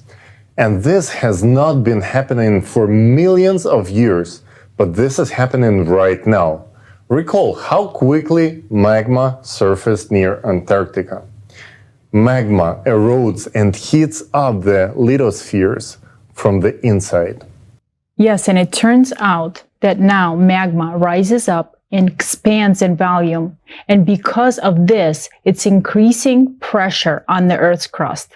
Because of this, there is an increase in the number of earthquakes at a shallow depth. And the rise of magma itself can be seen by looking at the increase in the number of earthquakes at great depth. The rise of magma provokes volcanic eruptions. Yes. We should keep in mind that there are 3 known supervolcanoes in the U.S., and the most famous one is Yellowstone, which is giving alarming signs of seismic activity. So when magma gets even closer to the surface, supervolcanoes will inevitably react. So what are the reasons for this instability in the core, which causes the acceleration of the planet's rotation and pushes the magma outward? Let's watch a video on this topic.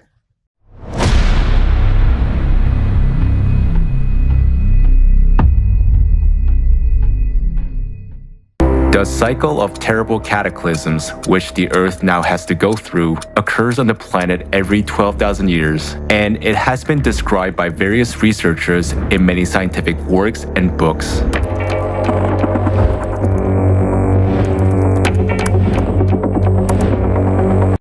The Earth's core creates a magnetic field.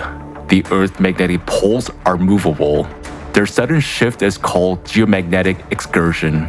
And note in which time intervals such excursions took place over the last 120,000 years. The interval between them is approximately 12 to 13,000 years. It is shocking that at the same time, there were sharp rises in world sea level glaciation and the strongest volcanic eruptions. Each time during such excursions, the magnetic field of the Earth became 8 to 10 times weaker, and this led to an increase in the flux of cosmic radiation. Douglas Vogt, geologist, has analyzed the carbon-14 dating of sediments. The data obtained irrefutably prove that glacial periods have cyclicity of about 12,000 years. You have the Earth's magnetic field reverses, and immediately after that, you have the Ice Age. The reason why the Earth's magnetic field reverses is because of this clock cycle. And also geologists recorded that over the past 2 million years, simultaneously with the glacial periods and polar inversions, there was an increase in volcanic activity. Another proof of the 12,000-year cycle was the eruption of the Toba volcano 72 to 74,000 years ago, and that humanity passed through a so-called bottleneck. In other words, it was one step away from extinction. The most destructive volcanic eruption in history, which occurred in other 12 millennial cycles, were the eruption of Phlegraean Fields, Taupo volcano in New Zealand, Lake volcano in Europe, Mount Vesuvius, Santorini, Ira, and many others. Lava flows, organic material in glacial till and moraine, all pointed to these 12,000-year cycles. Even with the standard deviation in carbon-14 dating, it's obviously that's what's happening. How? Catastrophic volcanic eruptions. Atmospheric temperature changes by 10 to 15 degrees Celsius. World ocean level change by 20 to 50 meters. Large-scale glaciation that froze such giants as mammoths, and geomagnetic excursions could have occurred almost simultaneously within a short period of time. Since every cycle is accompanied by a change in the magnetic field and powerful volcanic eruptions, it clearly indicates that the cycle is associated with changes in the planet's core, just as it is happening now. Researchers believe that this cyclicity is galactic in nature, that is, it is related to the rotation cycle of the galaxy. Every 12,000 years, radiation from the center of the universe affects the solar system and even influences the sun. In 1998, not only was the Earth core recorded jumping, but also those of the Moon, the Sun, and other planets. In recent decades, scientists began to record drastic climate changes on all planets and satellites of the solar system, an increase in the number of giant storms and hurricanes, abnormal temperatures, an increase in volcanic and seismic activity. Now, an increased flux of cosmic radiation due to low activity of the sun is detected on Earth. Scientists have found evidence that a similar bombardment by cosmic rays occurred 12,500 years ago. In addition, every 12,000 years, an unknown flow of violent cosmic energy from the center of the universe comes to our planet. This high-energy impact occurs at the micro level and has enormous potential to trigger a shift of the planet's core. Galactic radiation disrupts the life cycles of the biosphere. Trees begin to massively emit more carbon dioxide, whereas swamps emit compounds of deadly gases. This time, Earth may become another dead planet, just like Mars. The planet's immune system is now destroyed by the toxin that our technogenic civilization has excreted. The planet's diseased organism might not survive the enormous stresses which cyclicity creates every 12,000 years. Every 24,000 years, disasters are even more devastating since the solar system gets closer to the radiation from the center of the universe. We're now getting into the point of the near interaction. The planet is living its last years, and so are we, if we remain idle.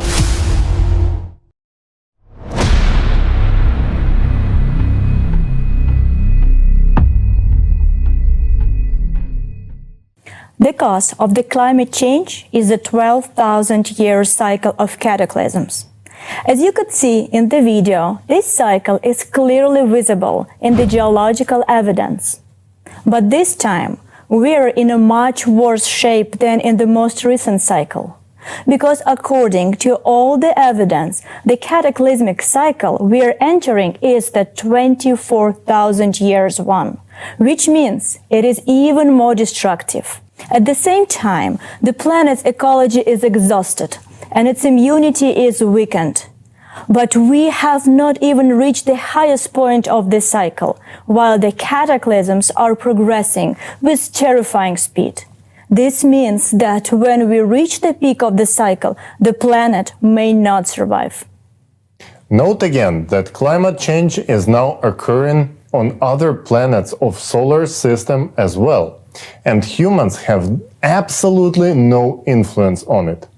Based on this fact, we understand that this is an external influence.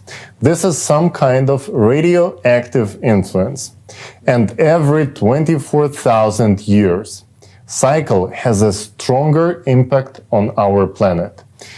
It is this radiation that sets the cyclicity of cataclysms and affects the core of the planet.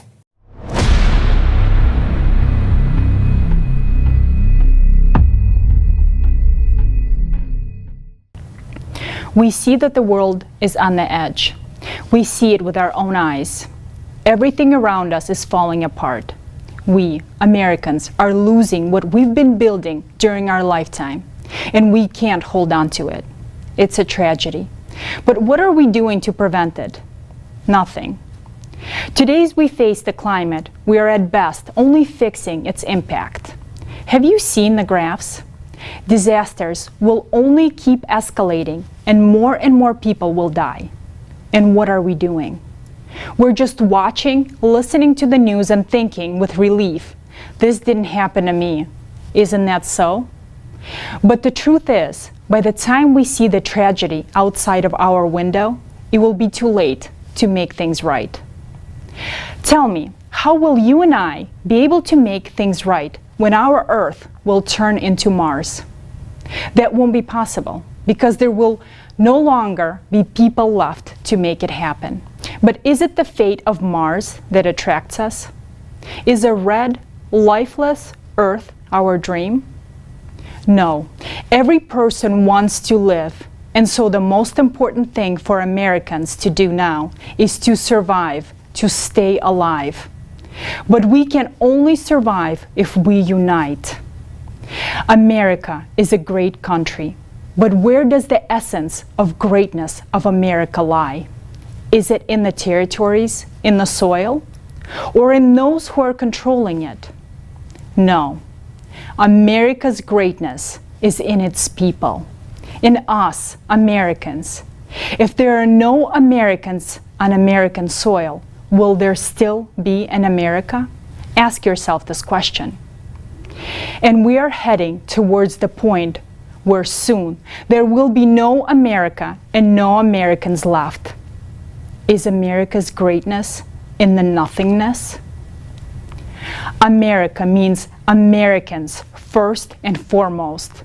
But a true American is the one who always stands up, not only for himself, but for the whole world. The one who seeks to save the whole world. So after all of these facts, any reasonable person would ask, what should I do? And we know what to do. We need to build the creative society. Our only chance of survival is to build the creative society, not just in America, but all over the world. After all, it is impossible to save a particular individual country when the whole world is collapsing. We Americans must set an example to the world and unite, forgetting all strife. Gone are the times of strife, conflicts, wars, personal gain and clan ambitions, and all the other things like that. These times are over. Yes, things are still progressing by inertia, but at this rate soon there will be no one left. So in order for us to save our lives, we will need to change. All people need to start living with a clean slate, to forget, forgive, and never again remember all the things that have divided us, all the things that have hindered us. We have explored many options, and nothing but the creative society can save us. Any other path leads us to certain death. Only in the creative society can we bring together the scientific potential and find an escape from the climate threat. The creative society is the best possible solution for people.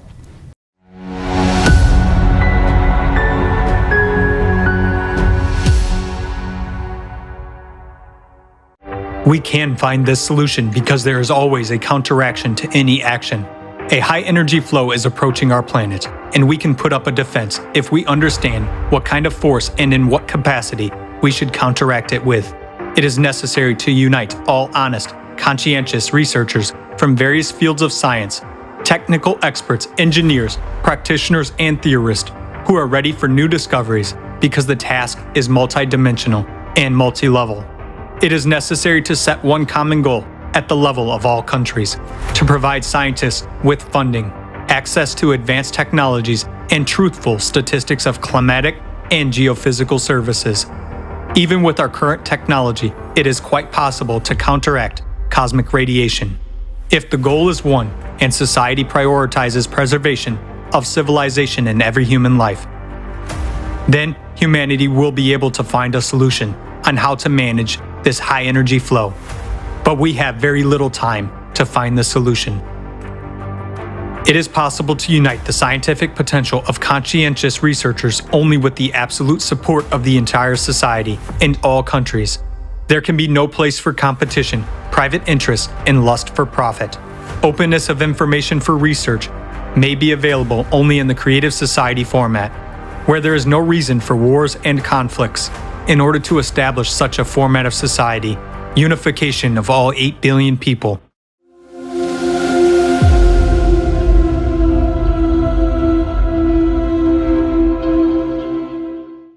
Thank you, Olga and Tali. Today, we heard the real picture of true causes of climate change on our planet. This information is publicly available on our platform, creativesociety.com. You can analyze and study it in depth for yourself. Today, we touch only a little bit on the causes of climate change. We do have a more detailed report on the dynamic of climate disaster and the rate at which they are escalating and progressing. And on November 12th, we will be ready to present it to you. We invite you to the Open International Online Forum, Global Crisis, Our Survival is in Unity. It is a large-scale and unprecedented event organized thanks to the unification of millions of people from 180 countries on the platform of Creative Society Project with simultaneous interpreting into 150 languages. It will be broadcasted on tens of thousands of channels of social and media platforms, TV and radio stations around the world. The event has been initiated and it's being implemented on a volunteer basis by people's own efforts and resources. Organizers of the forum are volunteers from 180 countries. All participants of the forum, including professionals, scientists, and experts, act on the volunteer basis. At this forum, you will learn the truth about the scale and causes of all global crises that our society is facing now worldwide, and the impending disasters of the planetary scale. But most importantly, you will be presented with the practical solutions to solve all of these crises through building the creative society. That's really great news. Every human that cares about their own well-being and lives of their close ones should join in and share this information with as many people as possible. Because this is life-saving information that is essential for humanity to be aware of, so we all together could make a right decision.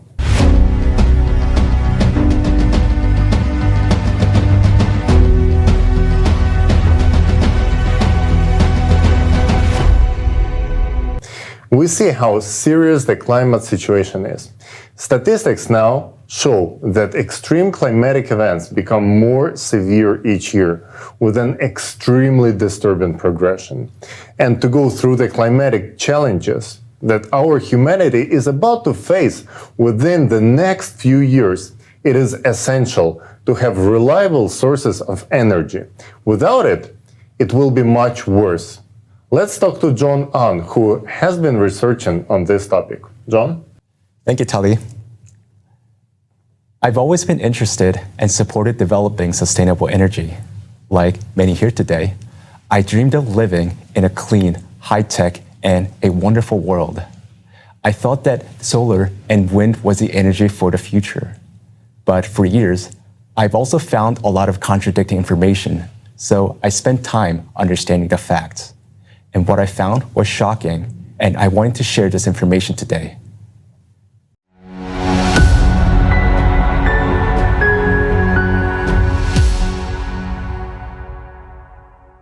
Today, everyone is concerned about climate change. Big climate conferences are being held where leaders of countries, scientists, and representatives of corporations are looking for solutions together. It seems that the problem is about to be permanently solved. We will all tighten our belts and switch to renewable sources. We are assured that if the chimneys or thermal power plants stop smoking, all nuclear power plants are closed, they build solar and wind power plants everywhere on the planet, and everyone replaces gasoline cars with electric vehicles, then by 2050, we will have a carbon-free energy system. This will supposedly save the world and preserve the environment, and everyone will be happy. Therefore, it is suggested that all the best minds and resources of humanity are directed to the development of green technologies. But what are we missing? Will it really save us? With all this, aren't we losing the most valuable things? Time and opportunities. So let us figure it out together, step by step. Today, renewable sources make up about 21% of total energy in the United States. Land footprint of energy systems displaces natural ecosystems, leads to land degradation, and creates trade-off for food production. The so-called green energy requires at least 50 times more land than the conventional power sources to generate the same amount of energy. Currently, solar and wind generate 13% of electricity in the U.S. and for now, occupy a relatively small area. However, Princeton University studies showed that if 98% of electricity is generated from solar and wind, land footprint will increase by more than 35 times, and this would be taken from the land that feeds us. The green energy requires at least 10 times more materials than conventional power sources. All this continues to contribute to the depletion and pollution of the planet. Solar panels. In the year 2021, a new solar project was installed about every 60 seconds. Manufacturers project the service life of these panels to be 20 to 25 years. But recent studies have shown that the performance of solar panels is much lower than declared. Moreover, their efficiency degrades every year. As a result, they have to be replaced much earlier, therefore creating more waste than originally expected. Currently, there are no disposal regulations for solar panels in the United States. Most of the solar panel wastes are either exported to third world countries or sent to landfills because it is 10 times cheaper to dispose than to recycle. Thus, by 2035, the discarded panels are expected to outweigh the new units by 2.5 times. Note that the waste from solar panels is 300 times more toxic than nuclear waste. It contains heavy metals such as lead, cadmium, and mercury. These metals can leach out and get into the groundwater to impact human health. As you can see, this only makes the environmental situation worse, and this is just the tip of an iceberg that we have to look into deeper. So, what's wrong with wind farms? Observations have shown that wind turbines alter local climate. A recent study from Harvard University showed that if all U.S. electricity were generated by wind turbines, it would cause a warming of 0.43 degrees Fahrenheit in the continental United States. This is even higher than the average temperature increase on our planet in recent decades. Wind turbines also generate low-frequency noise, which poses health risks to nearby residents. Adverse effects include sleep disturbance, headaches, and cardiac arrhythmia. Moreover, wind turbines are annually killing millions of bats and birds, including slow reproducing species, which negatively affects the ecosystem. At that, we are not even talking about their maintenance, which implies building special purpose vessels, expensive utility high-rises, and constant replacement of blades. Just one wind farm during its lifetime requires more than 350 tons of lubricants, which is equal to 6 railroad tank cars, which are, by the way, also produced from non-renewable resources of the planet. Just think about it. The size of the blades can be as big as the length of a soccer field. And do you know what they are made of? That's right, of that very plastic that we continue to struggle with so unsuccessfully around the world because of their gigantic size and hazardous chemical composition. They can't be recycled. So the classic solution is that the blades are taken to landfills and covered with soil. It is expected that the amount of waste from wind turbines will increase by 20 times by 2050. After all that, do you still think wind power is environmentally friendly? Electric cars are considered to be a part of the solution to the green energy transition, but electric vehicles, because of their batteries, require more materials, especially metals. Lithium and cobalt, which are required for electric vehicles, are not used in gasoline cars. By 2030, 300 million electric vehicles are expected to be on the road. So, to estimate the global impact, let's look at the numbers. The amount of fresh water required to mine lithium and cobalt for all those electrical vehicles would equal 750 billion gallons, an amount equivalent to more than 12 years of drinking water supply for the entire U.S. population. And this happens at a time when we are experiencing a shortage of drinking water on the planet. Also, the energy required to mine lithium and cobalt for all these electrical vehicles is equivalent to the annual energy consumption of all the U.S. residents. Moreover, in order to produce cobalt, child labor is being exploited in the Congo underground mines. These innovations are being implemented to supposedly allow us to breathe clean air. All this impact on our society and environment will only worsen over the years. Is this new technology sustainable and environmentally friendly?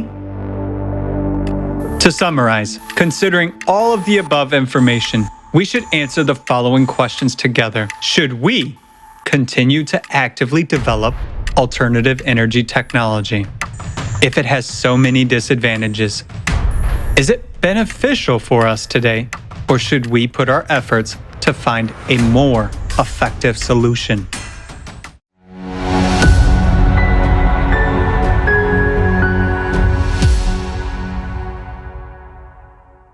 We just saw that the so-called green energy destroys the environment immensely. Is that we just don't see what is done behind the scenes. Green energy is not clean or sustainable. Another belief that has been widely promoted is that green energy is cheaper than the traditional sources. Let's look at the official data. And indeed, solar and wind do appear to be cheaper than energy from coal and gas. So you would think more green energy should lower the price of electricity, right? But let's check that with the actual data from the developed countries. This chart here shows the price of electricity versus the amount of green energy installed. You can notice that the more green energy, the more expensive the electricity. In other words, your monthly bill is higher with more solar and wind energy installed. it also means that everything else will get more expensive. So this trend is not what you expected. This is really shocking. This means that not only so-called renewables are bad for the environment, but they also make electricity much more expensive. So how did they trick all of us into believing that renewable energy is going to save your money when, in fact, it's doing the completely opposite thing? Yes, because there are unaccounted costs. First, the transmission cost. The energy generated must be delivered to the place where it is used. Solar and wind are more spread out and typically located further away than the conventional sources. That makes the transmission cost of green energy 3 times more expensive than the conventional. Second, the backup generators. Solar and wind do not produce energy when the sun doesn't shine or the wind doesn't blow. Then natural gas is burned. But this is done in a small capacity generators with low efficiency. The price of this energy is very expensive. Third, recent policies to support green energy. They increased taxes and fees on the traditional power sources, and this also made the green energy appear artificially cheaper. And our country is adding a lot of green energy every year. It means that our electricity bill will continue to grow. But that is not the biggest concern here. The main problem is that the green energy is weather dependent. It's unreliable. Just imagine, we have a blackout from extreme weather. Suddenly, the power cannot be supplied. There is no air conditioning, no heating at home. Imagine hospitals can't perform emergency operations. Patients on a life support will not get help. Many people are going to die. In addition to that, imagine that the payment system suddenly stops from blackout. You can't buy food, medicine, you can't get gas, you can't cook. There are no lights and water at home. Not only for a few hours, but for many days and even weeks. That will lead to chaos and violence on streets.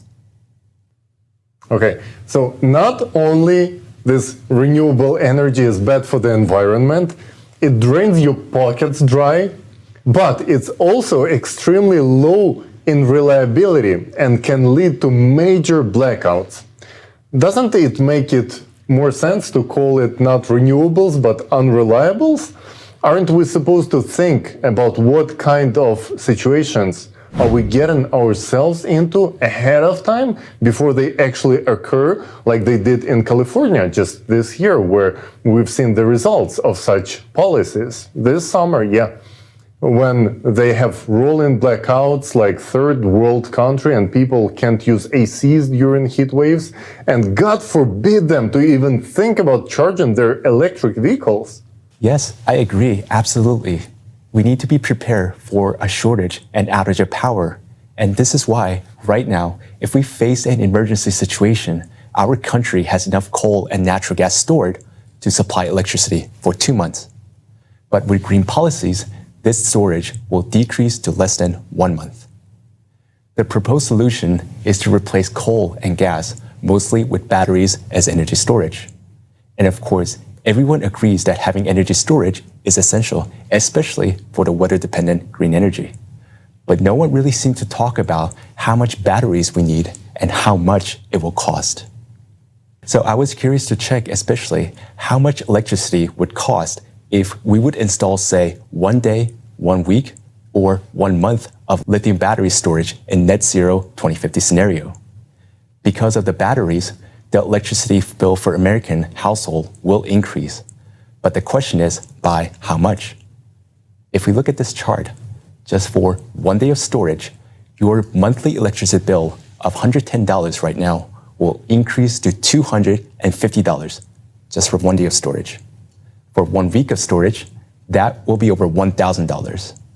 And for 1 month, over $4,000 per month. That is nearly 40 times more than what many of us pay right now. This is the cost of the reliability of green energy. Okay, so $4,000 just to have 1 month of storage.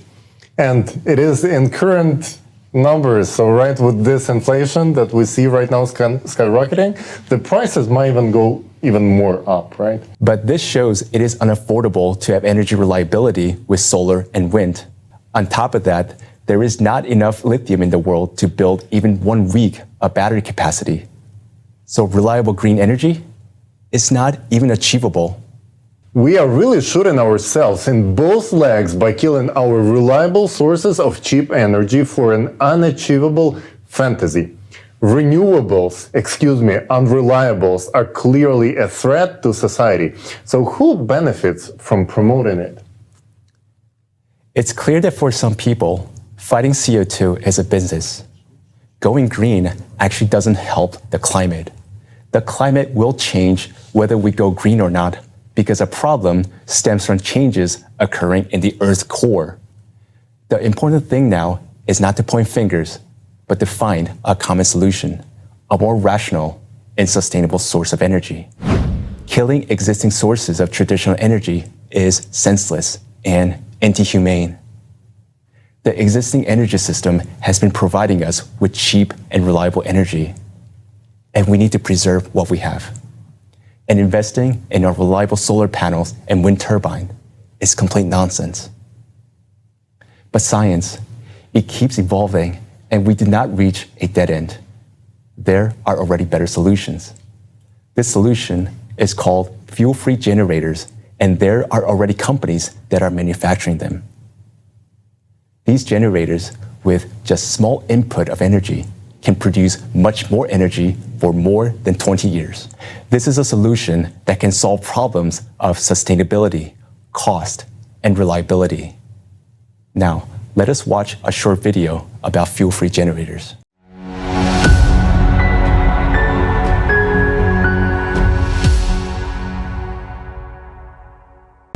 Free energy generators have existed since long ago. But why do these technologies remain inaccessible to humanity? An American company has been one of the first in the world to produce magnetic energy generators of up to 25 kilowatts and is already supplying power to customers. A German company produces fuel-free power plants and has branches in several countries.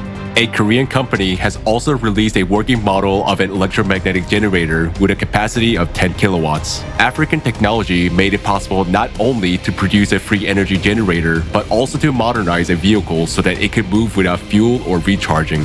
Fuel-free generators, FFGs, are power generators with an efficiency greater than 100%, which means they produce more energy than they consume. But the most valuable thing is that this power source generates free and environmentally friendly energy. FFGs may be installed not only in houses and on vehicles, but also on helicopters, planes, and ships. Introduction of FFG technology alone will enable humanity to discontinue using hydrocarbon fuels. Now, let's imagine that every person on the planet would have a fuel-free generator. This means that electricity would become free. We will no longer have to pay for it. But in the consumerist format of society, this would be a great disaster because it would leave millions of people jobless. Those include experts involved in power plant maintenance and gas station employees. Everyone from a director to a janitor at a gas station will lose their jobs. All firms or companies involved in power generation will lose their incomes. While that includes logistic firms, manufacturer of wires, pipes, and even all the machinery which has been necessary for the power plants.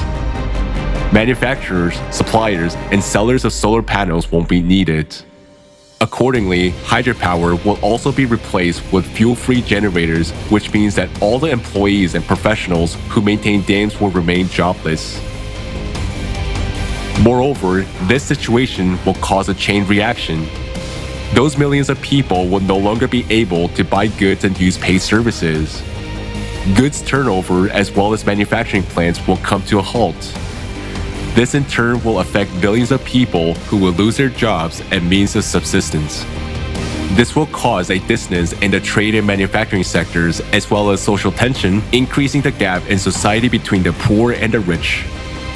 This gap will in turn cause an increase in crime, racketeering, conflicts, confrontations, and discontent with authorities. People will take it to the streets. After all, hunger is the strongest incentive to commit illegal and inhumane acts. All this will lead to chaos. This crisis will affect all countries in general. They will begin to solve problems by force, and this will cause the death of billions of people. All in all, there is a paradox. Introduction of a simple technology that can improve people's lives will lead to a worldwide disaster. However, it is not technology that is a problem, but the state of society today. Thus, we have considered a scenario of events in the consumerist format of society. But there is also another scenario. If we change the format to a creative one, this kind of technology will be quite beneficial. In the creative society, the economy cannot become a threat to the lives of millions of people because the value of human life is a top priority and all conditions of existence are aimed at improving the quality of human life. But that's a different scenario, a choice which has yet to be made by people.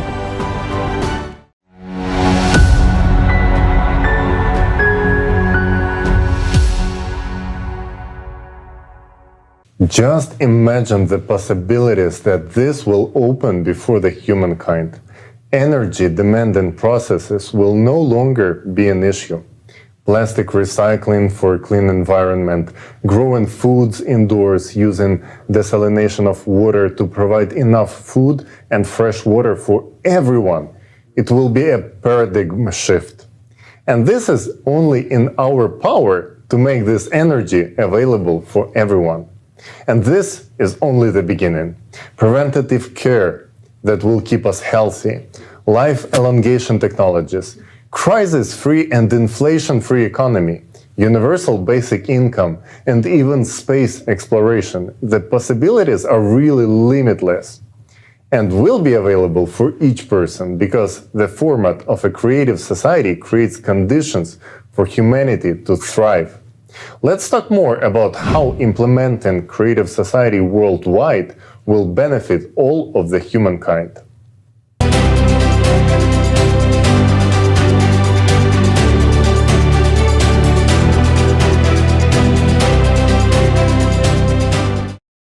We can see that in today's format, it's impossible to solve the problems that concern all people. The proposed solutions we hear today are not working. Today, we showed the real facts of the true causes of climate change, talked about the economic crisis, mass shootings, green energy, and the scam of CO2. The only way to improve the lives of American people, of all people, is to build the creative society. We have a solution. Today, we need to use it. The creative society is a format where life, freedom, safety, and well-being of each individual are of the highest value, not on paper, but in practice. Society where power of one person over another is absent. People themselves make decisions on key issues together without shifting responsibility to a small group of individuals. Creative society will provide a world without wars, poverty, crime, and violence. Such a society is beneficial to everyone. We will try to answer all the questions you might have about the creative society today.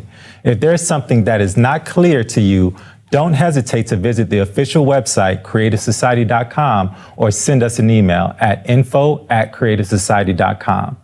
Let's take a look at social surveys to see what American people really want and what is the American dream to them.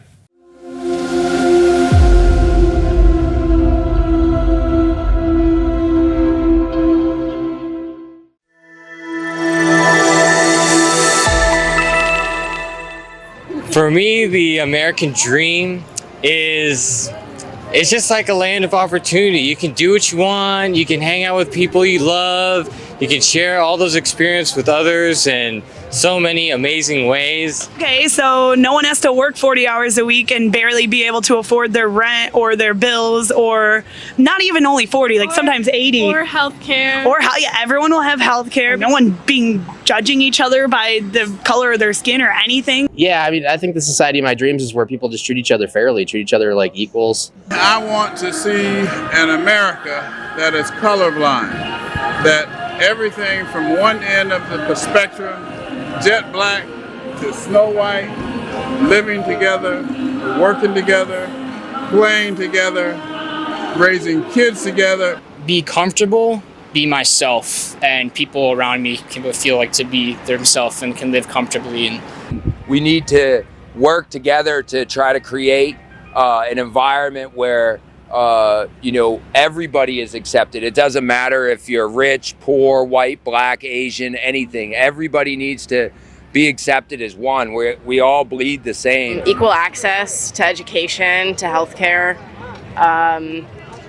housing for everyone, basic needs being met. Being able to have a place that was your own, being able to afford a home, being able to have a good job, raise your family, be safe. Be able to get your own home, have the freedom to live the life that you want to live and build a family. My American dream is for my grandchildren is to be safe, out of harm's way. There would be a lot more stability in society, and I think in a safe and happy world, we would all be able to have our voices be heard. I would like to live in a society where educators are paid more money, police protection, policemen are paid more money, that you will put education and safety first. There's nothing more vital than we can do than public education and having a good education system for everyone, regardless of whatever their own family financial situations are, including access, of course, into higher education, where you don't have to go in debt for the rest of your life. People need free healthcare, I believe, because health is a very important, basic thing that everyone needs. If I lose my job and my health insurance, I want to know that if I get cancer, I'm going to be okay. Just a place where we can feel safe. High quality, equally accessible healthcare for all. I would love, not with just America, but with world peace. Peaceful, all living in harmony, doing whatever they want, no judgment. Being able to comfortably take my kids out and not worry about them walking somewhere and feeling unsafe. I can go to the grocery store and not be afraid that I'm going to get shot. Freedom and safety is like something that everybody deserves and desires, and not have to worry about money. Being able to live without working. For me, the American dream is political freedom. We should have our liberty, and we should have all of our freedom that is guaranteed in the Constitution. It's freedom to own business. Well, I think a lot needs to change economically with respect to class and the redistribution of wealth. Our tax system, the way our government operates. To be rich, make money. Well, I would say just time freedom, financial freedom, because everything that is revolved around money.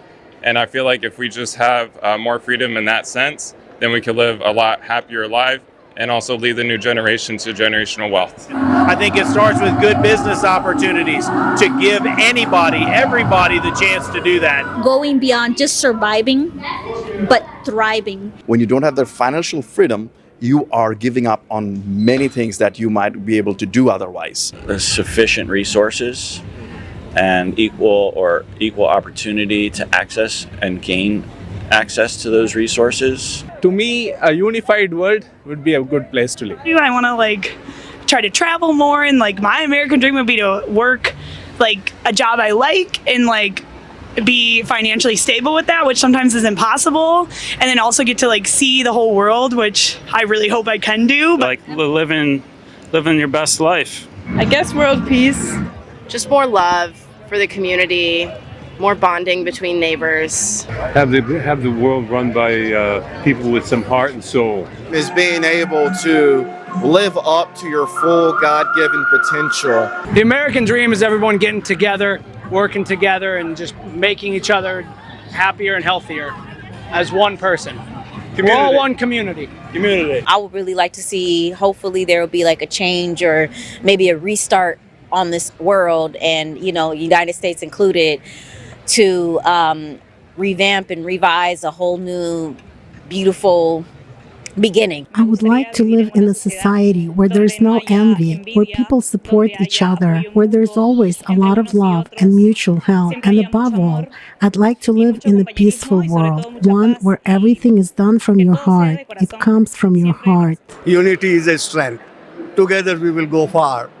Those are slogans, but we need some initiative by conglomerating with the different groups where we can come on one platform and everybody can do their part. Somebody is specialized in something, somebody is specialized in something. So if those all hands come together, I think that's the only way. It will take time, but somebody has to take that step.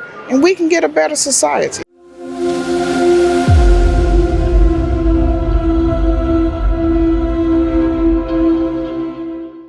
Hey, what's up, guys? It's Roy Star Sound Sick here. Make sure to follow, like, subscribe, and share this conference on every social media platform. We need to get this information out there. It's time to build the creative society, the society of the future. Let's go.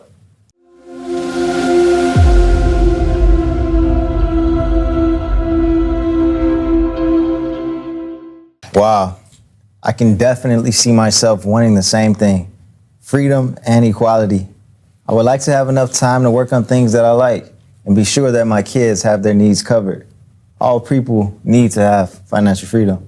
Me too. I would love to live in a safe country, knowing that my kid is safe and is growing up in a violence-free world, in a peaceful society. Definitely a peaceful society in which my children are guaranteed to have a great education so they could fulfill their potential to the maximum and contribute to society.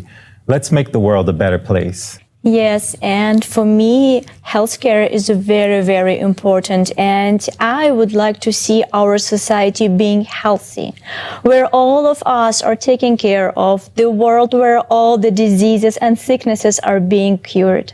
And our high-quality healthcare is available to everyone. Well, you can see that we're all not that different after all. In fact, we all really want the same thing. And the essence of it can be described in two simple words, the creative society. Let's take a look at the benefits which we all will receive in the creative society and compare it to the American dream.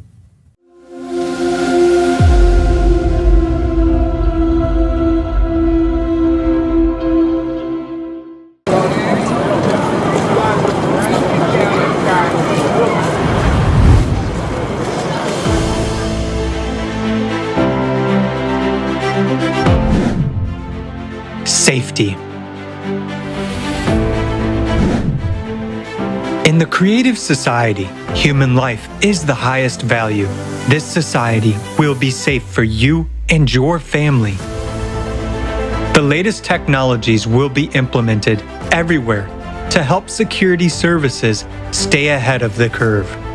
We will finally have a sense of security. Concepts like crime, missing people, killing of children and adults will no longer exist in America.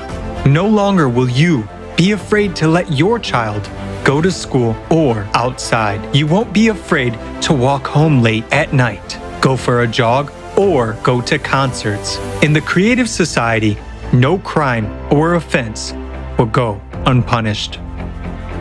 In the creative society, the safety of each person is the highest priority.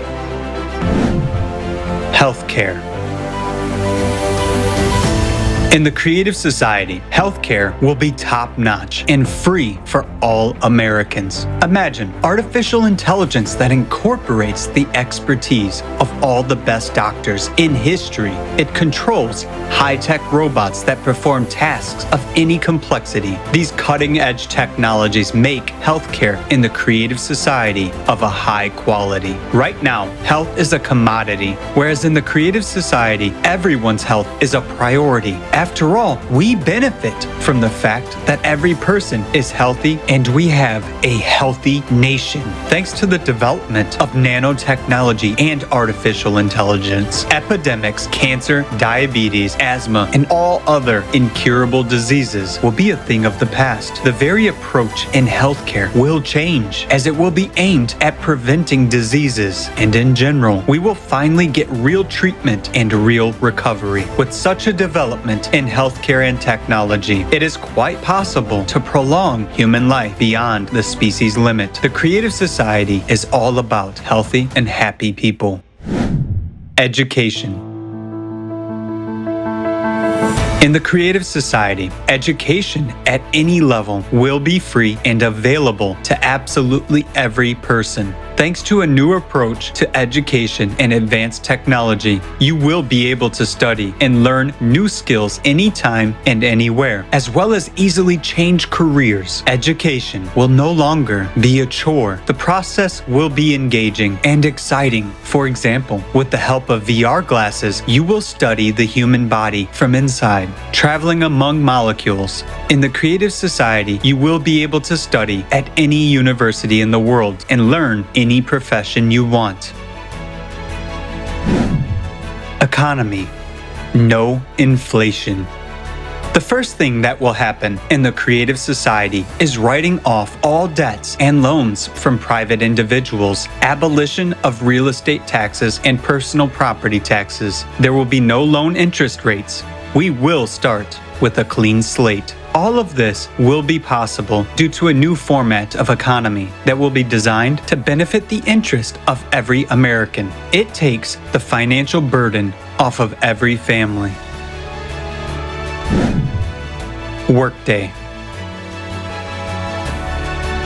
By birthright, all American citizens, regardless of their status, age, gender, or race, are guaranteed a monthly universal basic income that will provide for all of your essential needs. And if you want a better life, a bigger house, or a premium car, an airplane, or a yacht, you will be able to easily afford it by working just for 4 hours, 4 days a week. You will have a job that you like and enjoy, one that you really love, and in which you will be able to fulfill your potential to the maximum. All the hard, monotonous, and damaging human health work will be performed by robots and automated systems. This is already being gradually implemented, but in the consumerist format, its large-scale implementation threatens with mass unemployment and the collapse of the economic system. Yet, this is not the case in the Creative Society. It will only benefit humanity. After all, technology will be available to all people. All these innovations will give us a lot of free time. Finally, fathers and mothers will be able to watch their children grow up and spend as much time with them as they want. People will have time for everything: hobbies, self-development, traveling, learning new skills, and a lot more. The Creative Society gives people free time. Every working American will have at least 2 months off. You want to go with your whole family to the Maldives or anywhere else in the world to see some places of interest or visit relatives on other continents. No problem. You'll be able to really spend your vacation the way you want to, rather than opt for what you can afford. Traffic jams. Free roads. It's real. And most importantly, safe ones. There will be no accidents, and we will be able to solve the issue of traffic jams. You will no longer have to waste your time. Every city will have a smart system connected to all cars via artificial intelligence. This system helps regulate and control traffic on the roads and calculate the best routes. Cars in the Creative Society will be able to block the engine start if the driver is intoxicated, analyze facial expressions, detect driver drowsiness and distraction. In case of a threat, the car will signal the driver. If they do not react, the car will turn on the emergency lights, head to the side of the road, and stop. Alert the driver of danger and take control in a critical situation. In the Creative Society, everything is built around the comfort and safety of humans. Housing. The good news is that we can provide every American with free housing. We already have a huge amount of breakthrough technologies. Some of them already allow us to build comfortable housing quickly and efficiently. In the Creative Society, every American will be provided with a minimum of 650 square feet per person, absolutely free by birthright. If you have a family of 4, you are provided with a house of 2,600 square feet. No mortgage, no rent to pay. You won't have to pay utilities or property tax. The house will be equipped with the most advanced technologies available to society.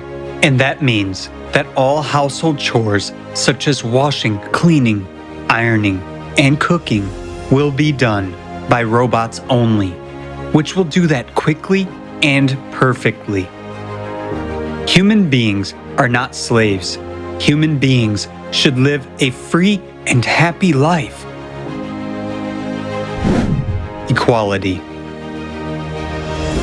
In the creative society, all people will have equal rights. There will be no racial division. In the creative society, you will have rights in actual fact, not on paper. Ecology and food. In the creative society, thanks to the unification of scientific potential, we will be able to solve many problems related to ecology and climate. We will finally have clean air and clean water. Food will be healthy, delicious, and of high quality. You won't have to worry that you'll put on weight and that food will negatively affect your health. Sounds unrealistic, right? Many of us achieved our dreams through hard work and sacrificing the time with our families. But now, we can build the world we all dream about without sacrificing anything. It will be the kind of world we want because we are Americans and we can do it. If you are a true patriot of your country, let's build together this society where every American is happy. Let's give all the people of America the American dream. That is true heroism. We must set an example to other countries because we are the future. We must set one goal for all of America. Join the efforts and act on our desires. We were the first to land on the moon, and we will be the first to build the creative society.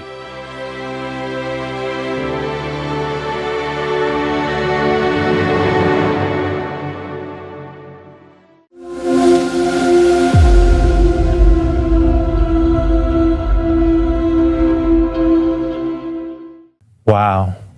We can clearly see now that the American dream is the creative society.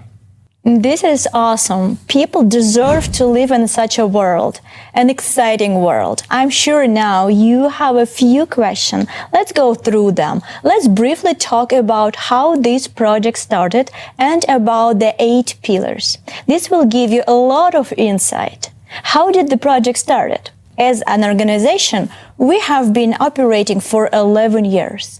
And today, it is a large-scale international movement that is represented in more than 180 countries around the world. For 10 years, together with volunteers and experts, we have been conducting extensive analytical work and numerous social studies and surveys around the globe. Millions of people from more than 180 countries have been interviewed, and experts from a wide range of fields have been consulted.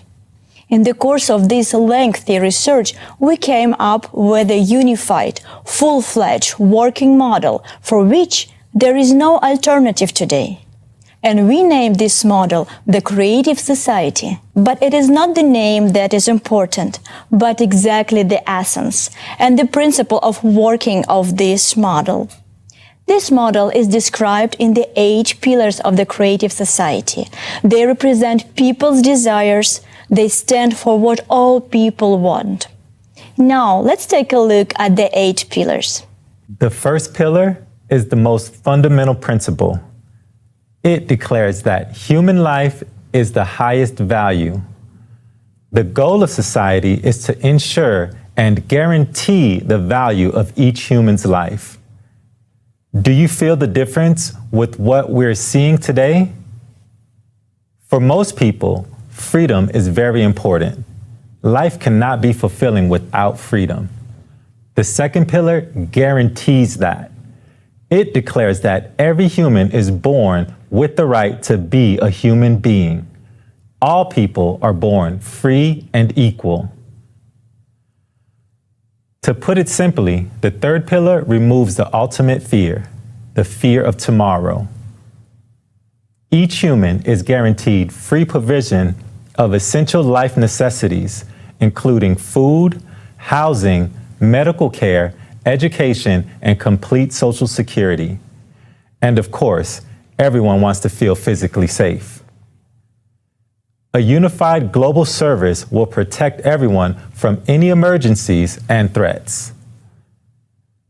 For society to function properly and justly, there cannot be any secrets from its citizens. Therefore, transparency and openness of information for all is essential, including the information about the movement and distribution of public funds. Ideology is what shapes society's values and behavior. The prevailing ideology should bring out the best human qualities in people. The sixth pillar guarantees everyone high quality, free education and harmonious development of their personality. The seventh pillar assures equitable distribution of our planet's natural resources among everyone, regardless of nationality, age, and social status. The concept of power in the creative society is absent. People directly participate in making decisions on key issues. As you can see, these are the core values that are universal to all people, regardless of skin color, nationality, religious, political, or any other affiliations. They are just as universal as the core values that the founding fathers built our great nation on. And we should be the ones to give a new life to these core values. The definition of a true freedom, liberty, and justice. If we implement 8 pillars on a legal level as part of the Constitution, it will guarantee prosperity to each American for many generations to come. This will give practical ability to use our rights. Thank you so much, Roy, for such a great news. We really like that. And right now, dear friends, let's hear about the Creative Society from a respected oncologist from Kentucky. Dear Dr.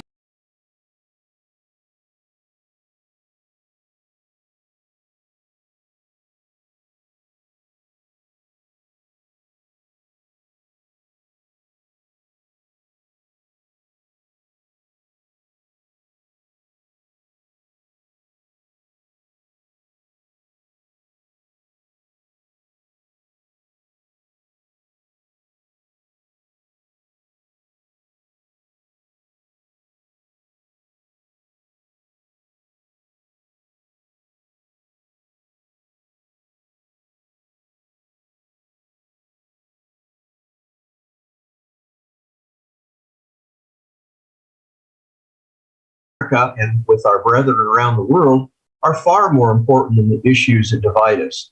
You really have to think about those 8 foundations of the creative society, and I do. Overall, when you hear them, it's like, well, this is how you interact with other people in the world with love, compassion, and respect. I mean, think how much that would change the world if we all respected the value of human life, if we all felt free to share what we want to share respectfully and could respectfully dialogue about that. Human safety, the importance of open and transparent information to everybody. We can always work together as a creative society and go forward together to help do the best we can, aware of that which binds us, which is far more important and far broad, and yet deal truthfully and honestly with those issues that divide us. I think it's critical for Americans to be an example to the world, bringing forward the goals of the creative society. If we as Americans can understand lovingly and compassionately that which unites us is far more important than that which divides us. I mean, we're the United States of America, not the divided states of America. I think if we go back to that foundation and work together and serve as a model for the rest of the world, I hope we can accomplish that.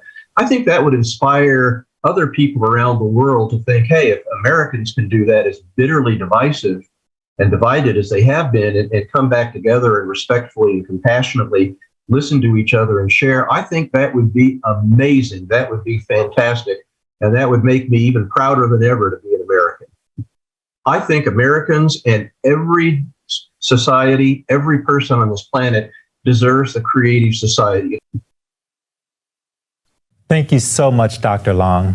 We all feel this need in changing the format. We clearly understand that in the current format, we will not be able to find a real solution to the existing climate crisis.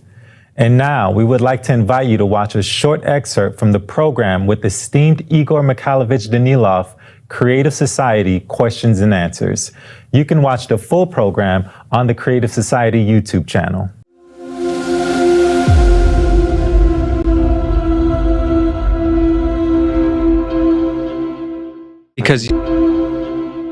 Because unification in the creative society implies unification on an idea, on the improvement of the quality of everyone's life, our life and your life, friends.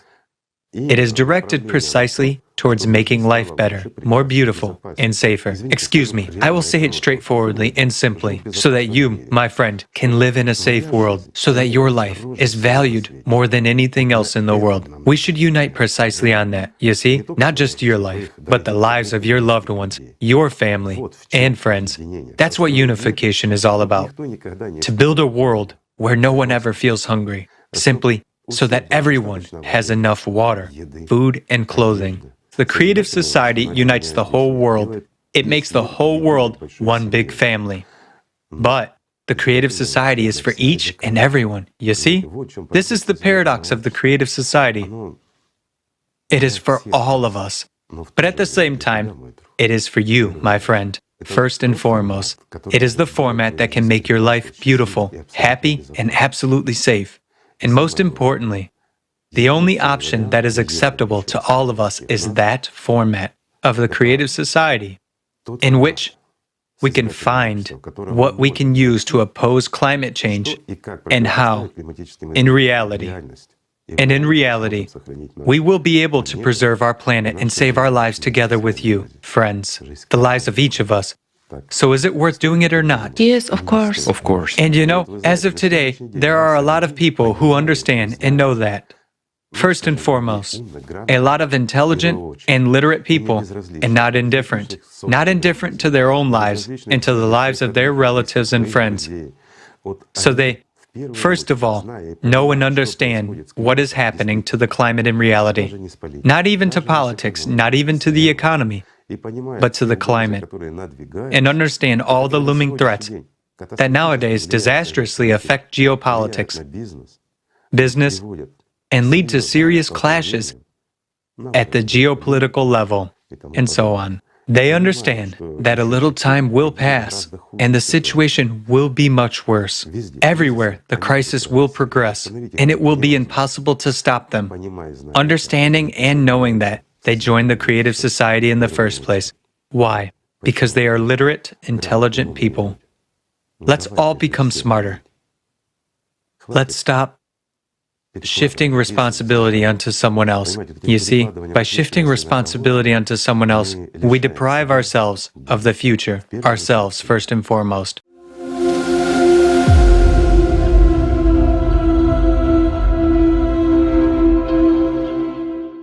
Isn't it amazing to know that there's a way out?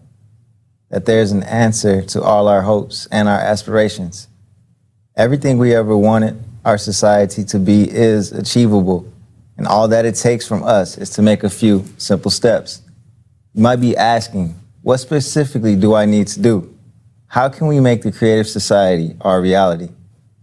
All the legal and economic and social mechanisms for a peaceful democratic transition are already in place today, especially in the United States. We just need to use them appropriately. Let's start at the beginning. We need to form a public opinion to support the creative format. There has to be a popular demand for it. And popular demand leads to electoral requests. And the electoral request moves the politicians. Let's watch an informational video for more details.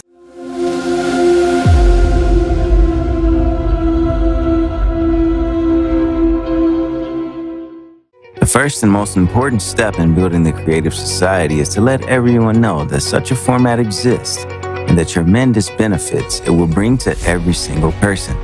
How can this be achieved? You can. Share the information about the Creative Society on social media.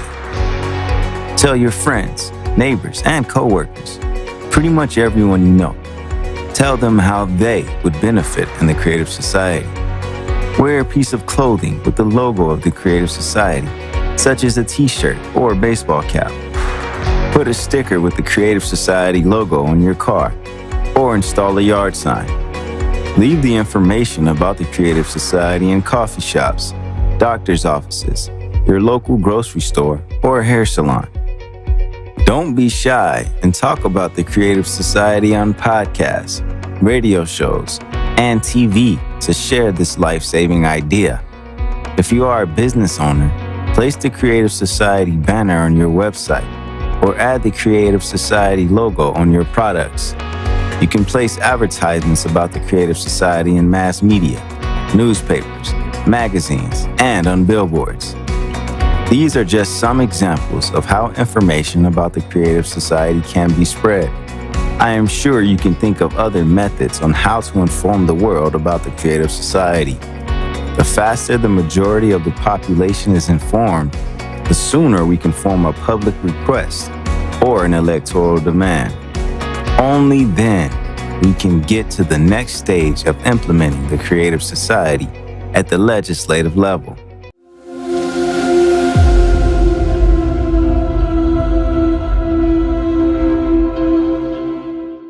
Okay, so now let's move on to the next question that people might have. So what's next? I have told everyone I know. Now what? What do I do? Now let's take a look at the steps of how to make the American dream our reality. How do we implement the Creative Society? Please.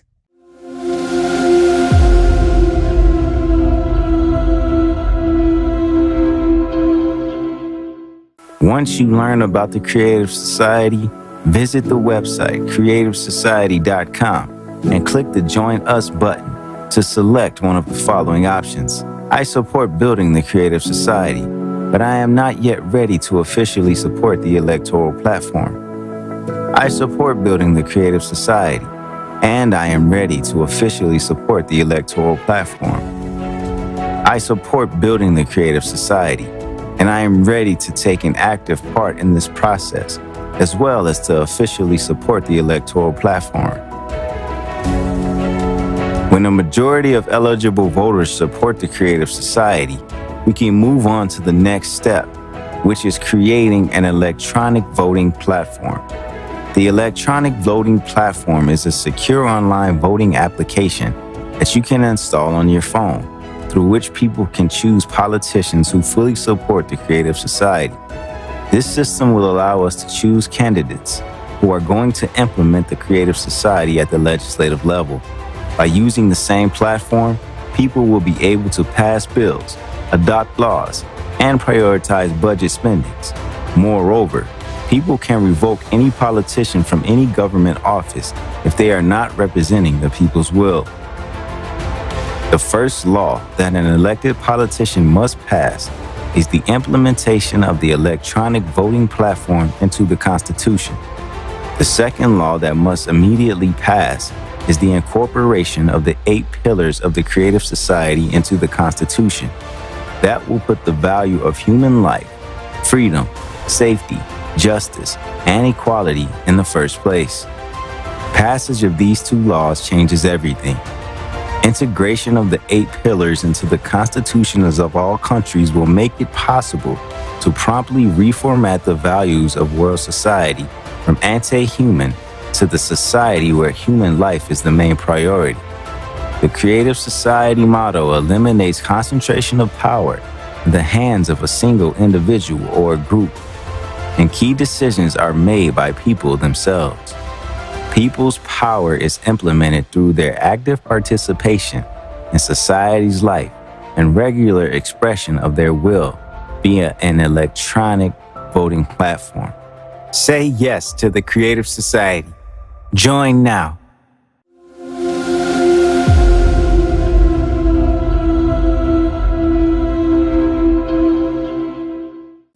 Our friends had a chance to speak with the experts. Let's hear from Professor of Political Science at Shippensburg University, author and political commentator. She will explain to us how amendments to the Constitution can be passed. The pillars of the creative society are so idealistic and wonderful and are built upon mankind's best virtues. And I think in an ideal society, in a creative society, the best of us would encompass all of these. We would be creative. We would have justice and equality for all. We would have transparency and openness. We would have safety and freedom, and we would value all lives. And I think that in America, our freedoms sometimes bump up against the freedoms of somebody else. That is another human quality, which, avarice and greed and jealousy, those qualities are not the ones of angels. And knowing this, our founding fathers, the framers of the Constitution, the biggest thinkers of the time, knew that men were not angels. And our Constitution is written specifically understanding that. So the legal process of a constitutional amendment is actually very straightforward, which is that an amendment has to be proposed by 2/3 vote of both the House and the Senate. And then 3/4 of the state legislatures have to pass it as well. So put another way, 67 senators would have to agree to it. And I think it's 435. I think it's like 308 or something like that. I think it's that. Of the House would need to agree to it as well. But let's just say that we could aim for that and that it's possible. Then it would have to be 2/3 of the states as well. There are 50 states. And, so math is not my strong point, but it would have to be 34 states. Okay. If that, again, if that's what your goal is, then that's the process. And it's an uphill battle because the Constitution has been amended a total since 1789 when it was ratified, a total of 27 times. The first 10 we got for free in the Bill of Rights. 2 times were about alcohol, prohibition, which took away Americans' right to drink. And then the repeal of prohibition, which said that was a terrible idea. Everybody gets to drink again. And so that means that in total, 15 times since 1789, we have amended the Constitution. If we've been able to add 27 amendments to the Constitution, why can't we add another one for the benefit of all Americans? Yes. And if we unite all our potential and remember that we are American, nothing will stop us on our way to glory. And this will be the best and biggest legacy we can leave to our children and generations to come. Creative society is the most peaceful and the most appropriate society format in the entire history of humankind.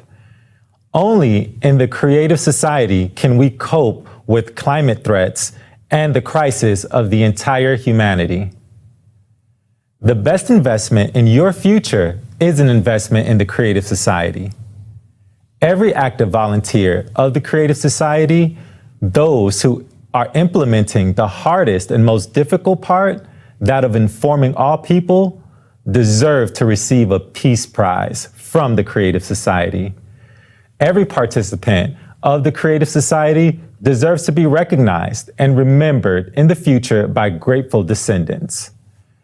In a transition to a creative society, everyone who devotes time and effort will be rewarded. Let's discuss and bring understanding to this. An award should be structured in such a way that it reflects the efforts of people who inform about the creative society. The Volunteer Peace Prize can be broken down into 5 categories. First, those volunteers who currently inform a few people. Those are people who put stickers, "I support the Creative Society," on their cars, who talk to their colleagues, friends, acquaintances everywhere, who work with just a few people will receive $1 million. Second, those people who inform dozens of people, those could be cafe owners, bloggers, those who travel, explain, talk, who are not shy to talk in buses or somewhere else and massively inform dozens of people, they get $2 million. Third, those who inform hundreds of people get $3 million. Fourth, those who have the opportunity to communicate with people and notify thousands of people get $4 million. Fifth, those who are able to inform millions of people, bloggers with multi-million followers, people who speak on huge platforms, who participate in conferences, singers who create concerts watched by millions of people, they will get $5 million. We must all recognize that such incentives will only be given away in a creative society, not now. Awards are determined based on how much personal responsibility a person assumes when making information about the creative society available to others. A new history will begin with the names of the volunteers who contributed their hearts and souls to the creative society. Building a creative society is true heroism. It is saving the lives of billions. It's saving all of humanity.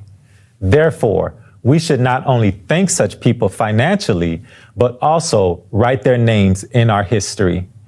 After all, they really deserve to have their names immortalized. There will be a monumental building raised in honor of those heroes. The building will have 6 floors. Each person's name, each volunteer who informed millions and thousands will be on the first floor. Furthermore, there will be the same gradation from 1 to 5 million Peace Prize recipients. Our 5th floor will be dedicated to the real philanthropists, those who supported the informational stage and made creative society possible.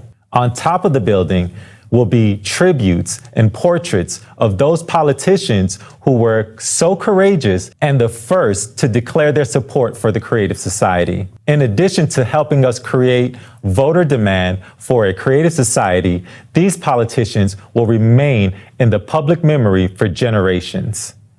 A creative society logo will be affixed at the top of the monument. For the first time, a human civilization, the creative society, can be born. And we Americans can be the first to build a creative society for us and all of humanity.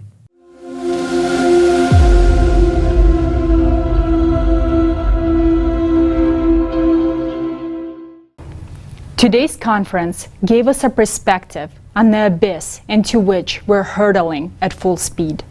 We have learned the truth about the causes of climate disasters and the facts that we have very little time left. But despite the gravity of the situation, we have a chance. It's the shame not to take advantage of it. We, Americans, can change everything. We want to live freely, without fear, to have opportunities to develop, to live without lies and manipulation, in a sustainable way, without crisis. We want to live in peace and harmony, to take an active part in the development of society. We want to live in a society that is based on equality and justice, and where the highest value is the life of every person. All of this is our American dream. The American dream is something unattainable for us Americans, like a horizon that only a chosen few can reach.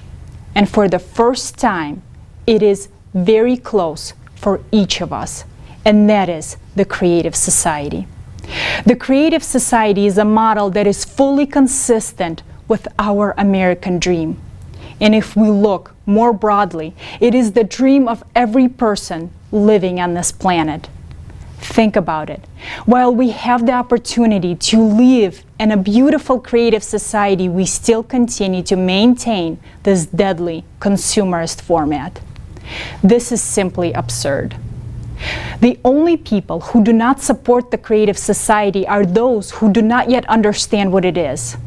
Some people think that the creative society is a revolution. No. The creative society is the refusal of revolutions.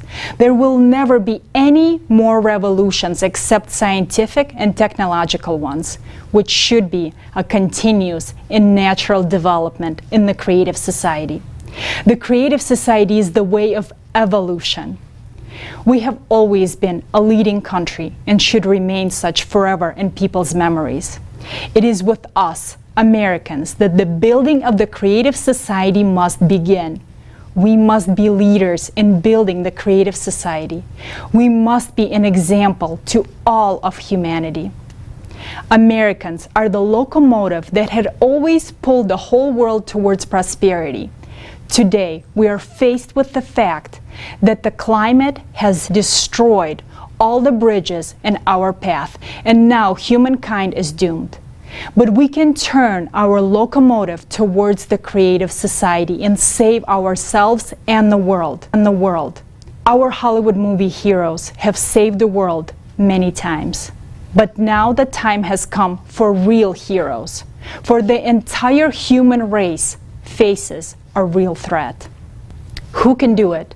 No one but us. And that should be our encouragement and our motto. No one but us.